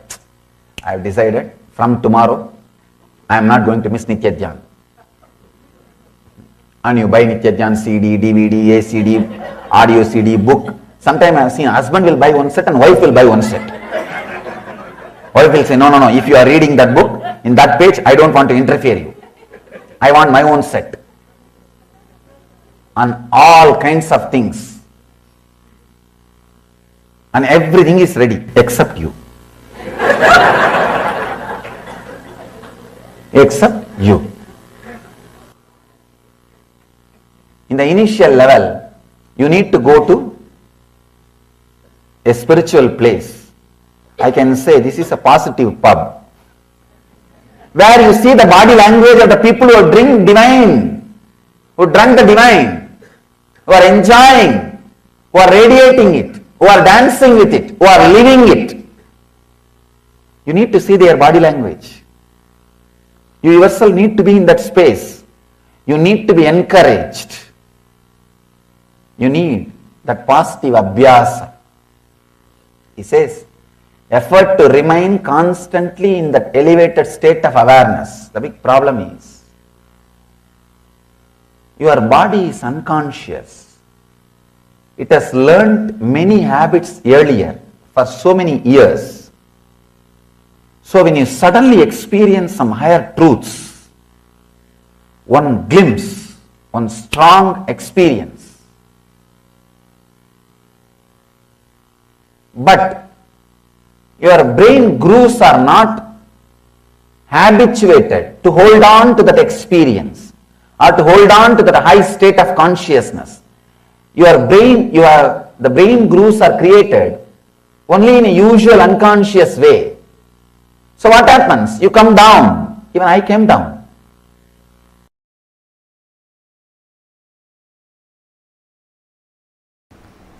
Understand? Still human beings don't know to store electricity without reducing its intensity. It is still a blind spot for human beings. Because from the ancient texts, when they translated and tried to grasp and grab, these guys who are trying to grab and grasp, their brain was not that evolved. The brain grooves were not that evolved. Understand? Only a brain grown in vegetarian body. When I say vegetarian body, at least last 3-4 generations the body should have been vegetarian. Understand?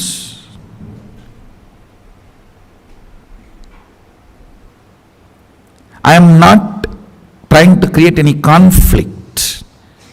As a scientist, I have to tell you the truth. If you are born from a family where hereditary vegetarians, you are the most blessed body. You have the best body for this kind of experiments.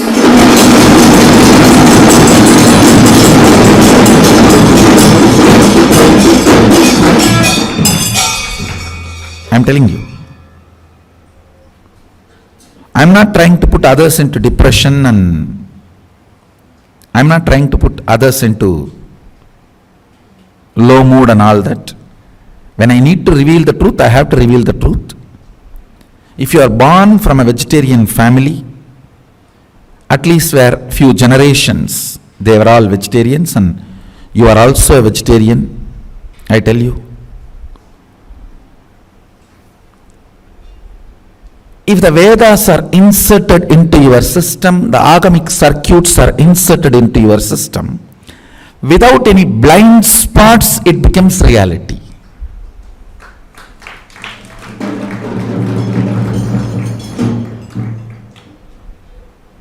I tell you,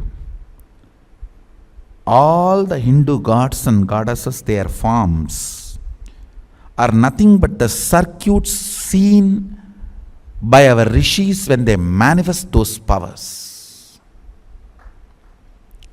The light circuit appears in the brain. For example, the knowledge, the light circuit appears in their brain is Mahasaraswati.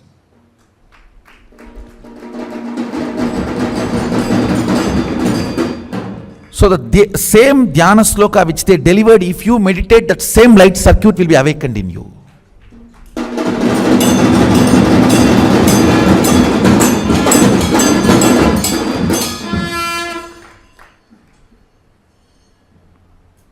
That is why the dhyana should be done with the dhyana sloka, not some shunya. All dhyana should be done with the dhyana sloka.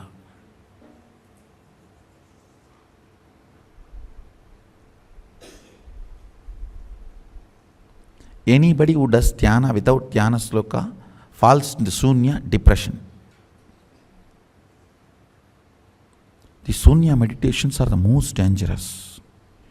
Never get into that, as if already you are not depressed.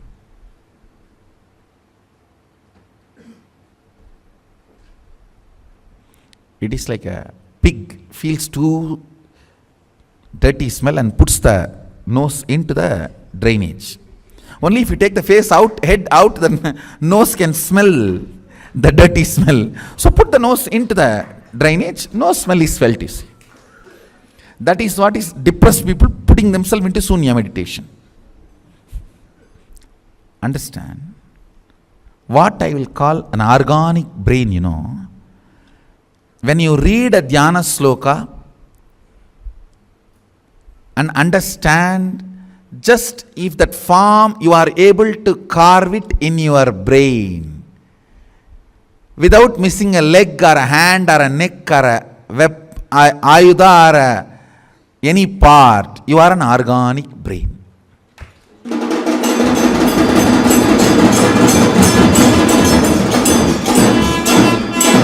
Just you recite the dhyana sloka and you are able to just visualize and keep the visualization alive.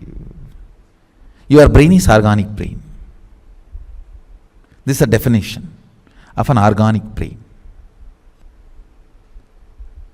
Even Nirahara Samyama helps in a big way to make your brain into organic brain. If you do Nirahara, your ability to retain that energy circuit of dhyana sloka in your system drastically goes up. That is why upavasa during the vratas, and as you are asked to meditate with upavasa, with less food or less job for the stomach, you will be able to, your brain is capable of retaining the energy circuits and manifesting the powers. That is why the higher the energy, more hands and more heads are described, because your brain needs to hold on. Your brain needs to grow such subtle way. I tell you, on banana leaf, apply the ghee and eat the pure Kaveri organic ponni rice. The ability of your brain to grow subtle grooves, an ability to hold the higher understandings and visualizations. Hey, it is not a joke. 47% of Indian IAS is from Tambras, one organization. You think it is an accident? And 50% of Microsoft is Tamil, Telugu, Kannada Brahmins. You think it is an accident?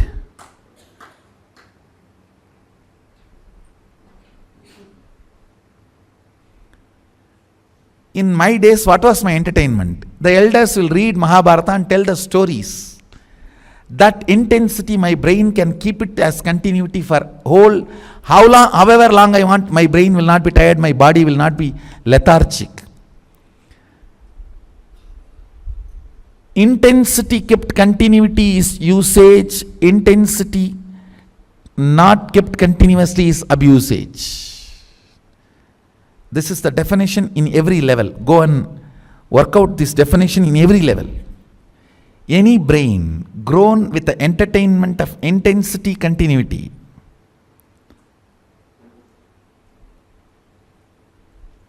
thanks to late invention of television.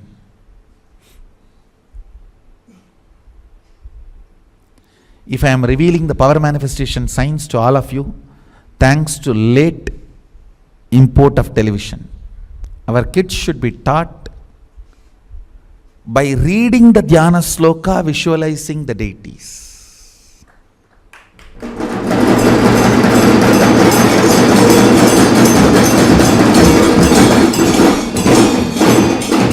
and drawing them or carving them or making them with your own hands.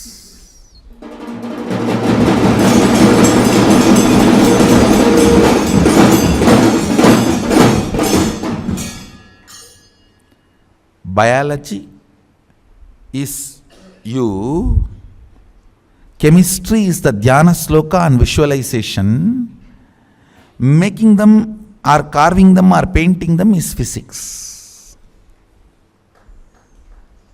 And I tell you, whenever I made deities out of clay, my body shapes will get shaped in the same way I have seen.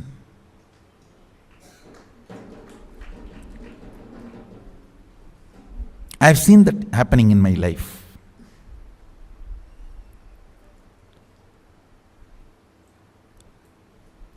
So just reading the dhyana sloka or seeing the statue, imbibing it in the brain and reproducing it back, your body will get carved.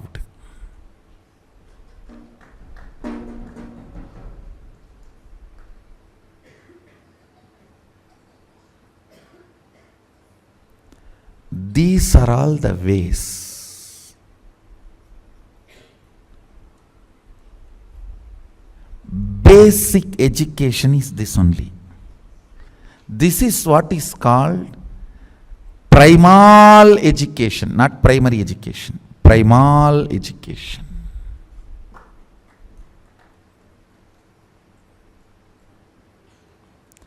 Where a child, by the simple instruction of words, is capable of visualizing and holding and reproducing that in the form of painting or art or a carving or anything. This is fundamentally the primary organic brain growing exercise and education.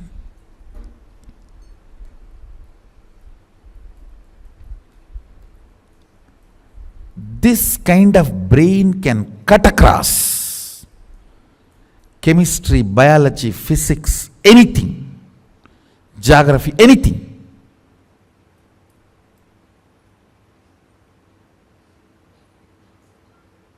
See, fundamental of the Vedic education is D. D means capacity to cut across and understand anything in the universe. That is what is given to you as an initiation as Gayatri. Bhurbhuvasvaha tat saviturvarenyam pargo devasya dhimahi diyo yo na prachodayat. Let me meditate on that which awakens my D, ability to cut across everything and see.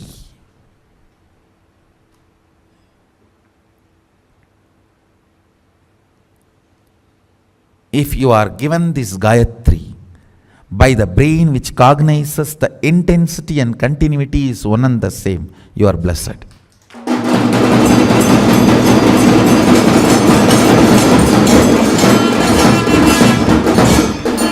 Because this seed will work in you with this Saktipada.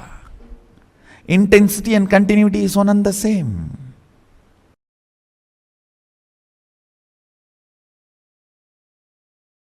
When your body is filled with sexual hormones, especially when your body is getting sexually matured, between 14 to 21, if you do the tyaga of sex, between 14 to 21, renounce sex, I tell you, you will build the best body and mind, and the kind of the natural selection process your DNA will go through and the kind of a system you will build, oh God, you will have an amazing capacity to receive information, process and make decision. Something called Meda, Buddhi gets awakened in your system.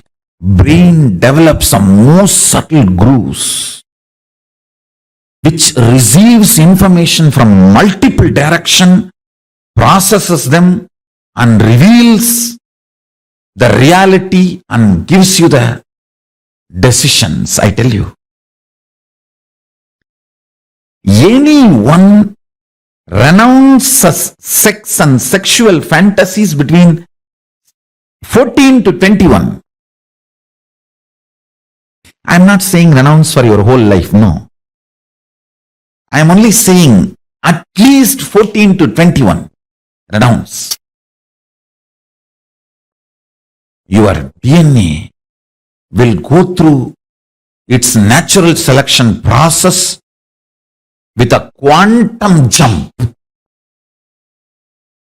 It knows what kind of a jump it need to take, especially the cognition with which you sacrifice sex. That powerful cognition will attract multiple powerful cognitions from cosmos and insert all of that powerful conscious decision making in your cognition, in your conscious decision making system. You will create such an amazing body. That is why celibacy between 14 to 21 is called science of living like God, brahmacharya. Science of living like God. After 21, I am telling you, till 60 give birth. 3 kids per 2 years. Need to give more birth. I am not saying be celibate forever. But this 14 to 21, when that whole gushing happens, you see, your internal organ, intra-organ, everything develops the way it is going to respond. That it's almost like your inner software gets written. That 7 years. During that time, tyaga of sex does something extraordinary to your body, internal organ, intra-organ, and superconsciousness. In every level, the tyaga, actually tyaga is not moral lesson. It is a scientific lesson. In my Gurukul, tyaga should be added under the classification of science, not moral. It's a science of living, not morals of living. No.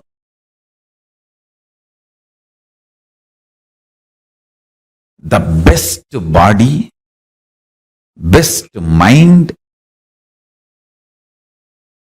you manifest with tyaga. Understand? Between 7 to 14, body develops. Unfortunately, nowadays, even by 10, boys and girls become physically matured. So when I say 14 to 21, I meant in those days. If I have to precisely tell from the time you are physically matured to 21, that's the way you should put it. Because nowadays kids become physically matured due to the altered food and various reasons and social pressure to become sexually active, all that stupidity. By 10, they become sexually mature. From the time you become sexually matured till 21, every time you sacrifice the pleasure and visualization of sexual experience in multiple level, not only not allowing the pleasure, not allowing the fantasy, not allowing the pornography being fed into your system. If you just do tyaga of sex completely, every time you renounce, do tyaga, your DNA in the natural selection process takes a quantum jump and selects next level. That develops kind of a very powerful ability to cognize the existence, because The sexual hormones are the most powerful hormones.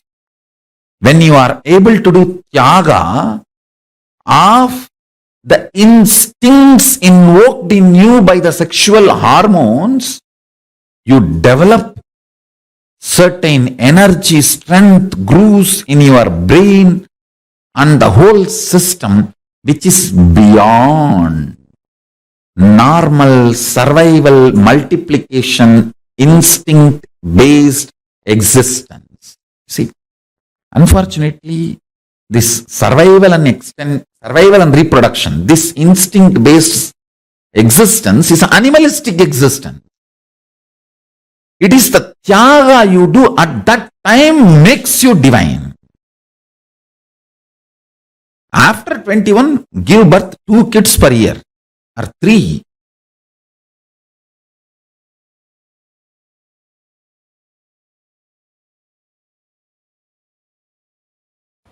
It is necessary you to evolve a brain, completion, patience,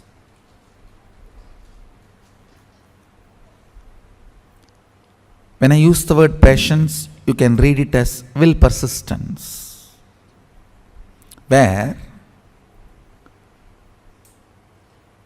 the pure consciousness can reflect, the mirroring of the neuron can happen. It is necessary. One of the most powerful methodology to develop the subtle grooves in the brain and clean up all the toxic and parasite effects on your brain, try to do some visualization related activity like doing alankara to deities, carving deities, doing deities in clay or painting deities. Do something where you need to hold certain visualization in your head and your hand needs to express it. Hand or leg, anything is okay, because even in 64 arts, the painting through the leg is one of the art. Just by dancing, making the paintings, rangoli through the leg, anything. See, visualization should be held in your brain and your actions should express that. If you talk to my mother, she will tell that at least 300 to 400 clay deities I have made with my own hand. My mother used to scream. Now she is very happy I have done all that. In those days, she and my grandmother both will scream because I will not eat. Once I sit to do that, sometimes for 1 week I will not eat. She will be sitting with food, begging, come and eat, come and eat, come and eat. I will be just lost. And those days, you get only 2 big publications, Ramakrishna Mission and Ramakrishna Tapovanam. Ramakrishna Math has published Chandi, Devi Mahatmyam, the book name is. There all the Dhyana slokams of Devi will be there. I was actually a fanatic Shakta. You guys cannot believe. All the Devi I have, I carved it.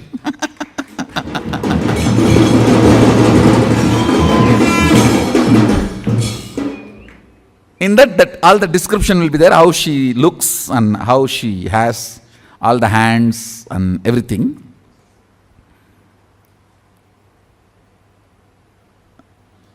I'll get Ramakrishna Mission books. In that only the Dhyana Sloka and the Tamil meaning will be there. And after making, I'll get Gita Press books. Gita Press Chandi will have the diagram also. I will not see the diagram before making. I'll read and make the deity, and then with the Gita Press book, I'll verify whether what I made is right or wrong.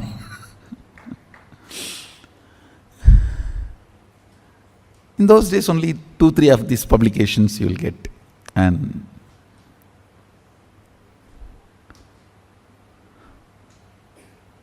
All this really helps a lot to understand and grasp the higher truths. So I'll try to explain about these circuits. Like Sri Chakra, Sri Mandala, there are many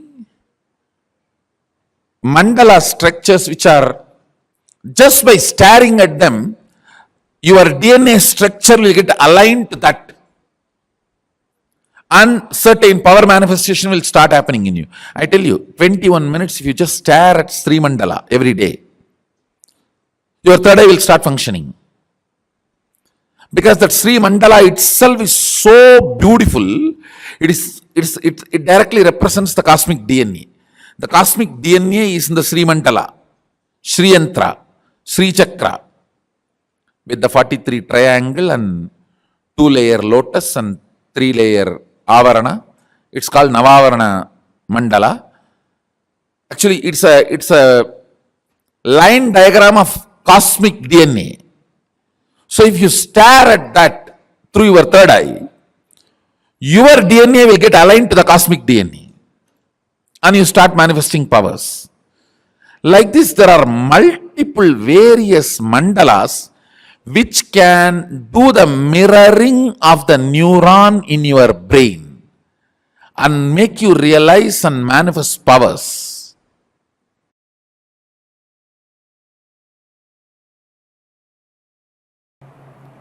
I should tell you, biggest enemy in your life is taste for anti-life.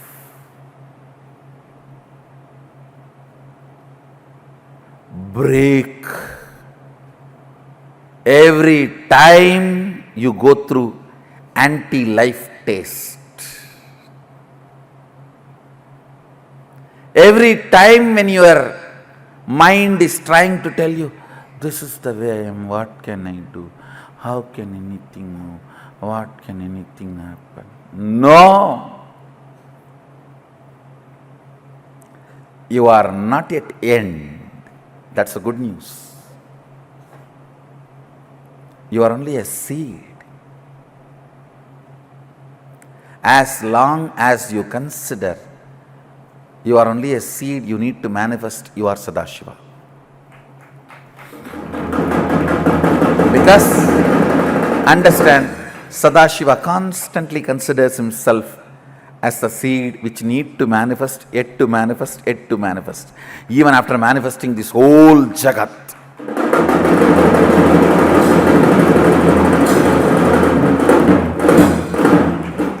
Even after manifesting this whole Jagat, making all the human beings walk straight, developing the most subtlest brain grooves, still he comes down to make you manifest all the powers, to push you to the next level.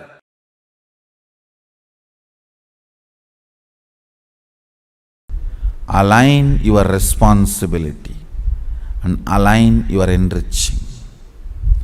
Recognizing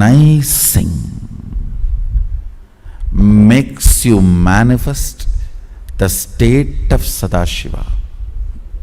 Understand? State does not need to be achieved, you have it. If Sadashiva is 100 unit integrity, you have 100 unit integrity. He is integrated to Turyadita, you are integrated to Sushupti, that's all. But the integrity unit is same. Recognizing the integrity to Turyadita builds an extraordinary, beautiful brain grooves, is equivalent to recognizing $1 billion is more worthy than the bag full of pennies. That recognition is what I call recognizing.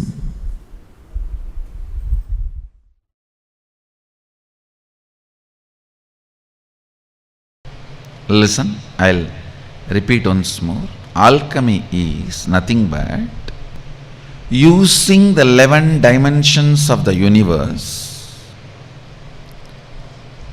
tuning the 25 states of consciousness and achieving, radiating the 5 aspects of Sadashiva.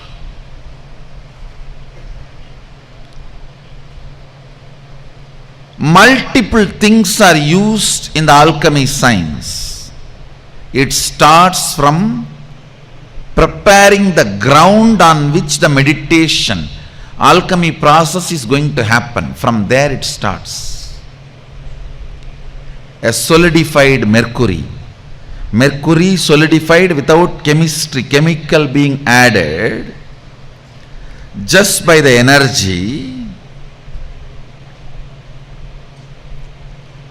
means an enlightened incarnation,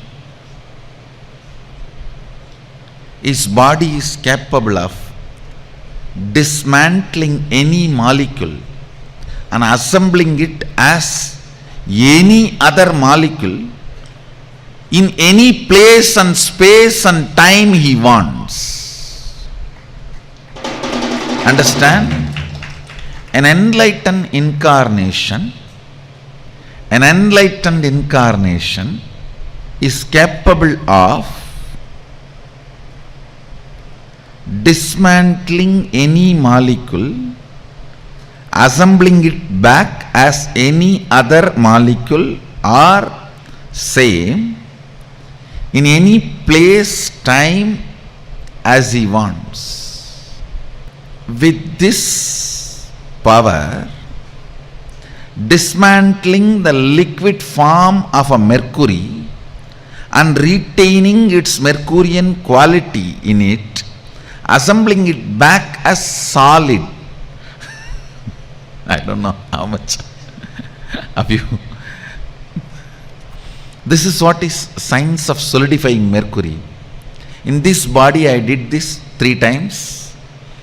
One is under the Dakshinamurti, one is under the Bididi Garbhamandir, present Garbhamandir, one is under the Vaidya Sarovar, Nithyananda Lingam. It starts from preparing the ground and installing the solidified mercury and installing proper yantras, mandalas as per the instructions of Sadashiva. Even the breathing space where the people who go through the spiritual alchemy process, even the breathing space is purified by the traditional powerful incense and perfumes. The highest understandings about life, highest understandings about the universe, highest understandings about the Sadashiva, all that becomes a permanent experience. It is like making the most powerful subtle grooves in the system.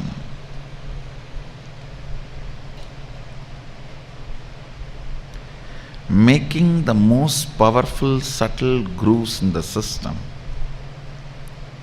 which can retain the subtlest but most powerful experiences of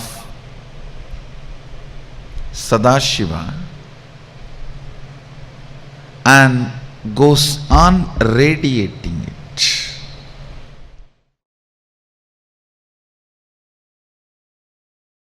Enjoy. If not, don't worry.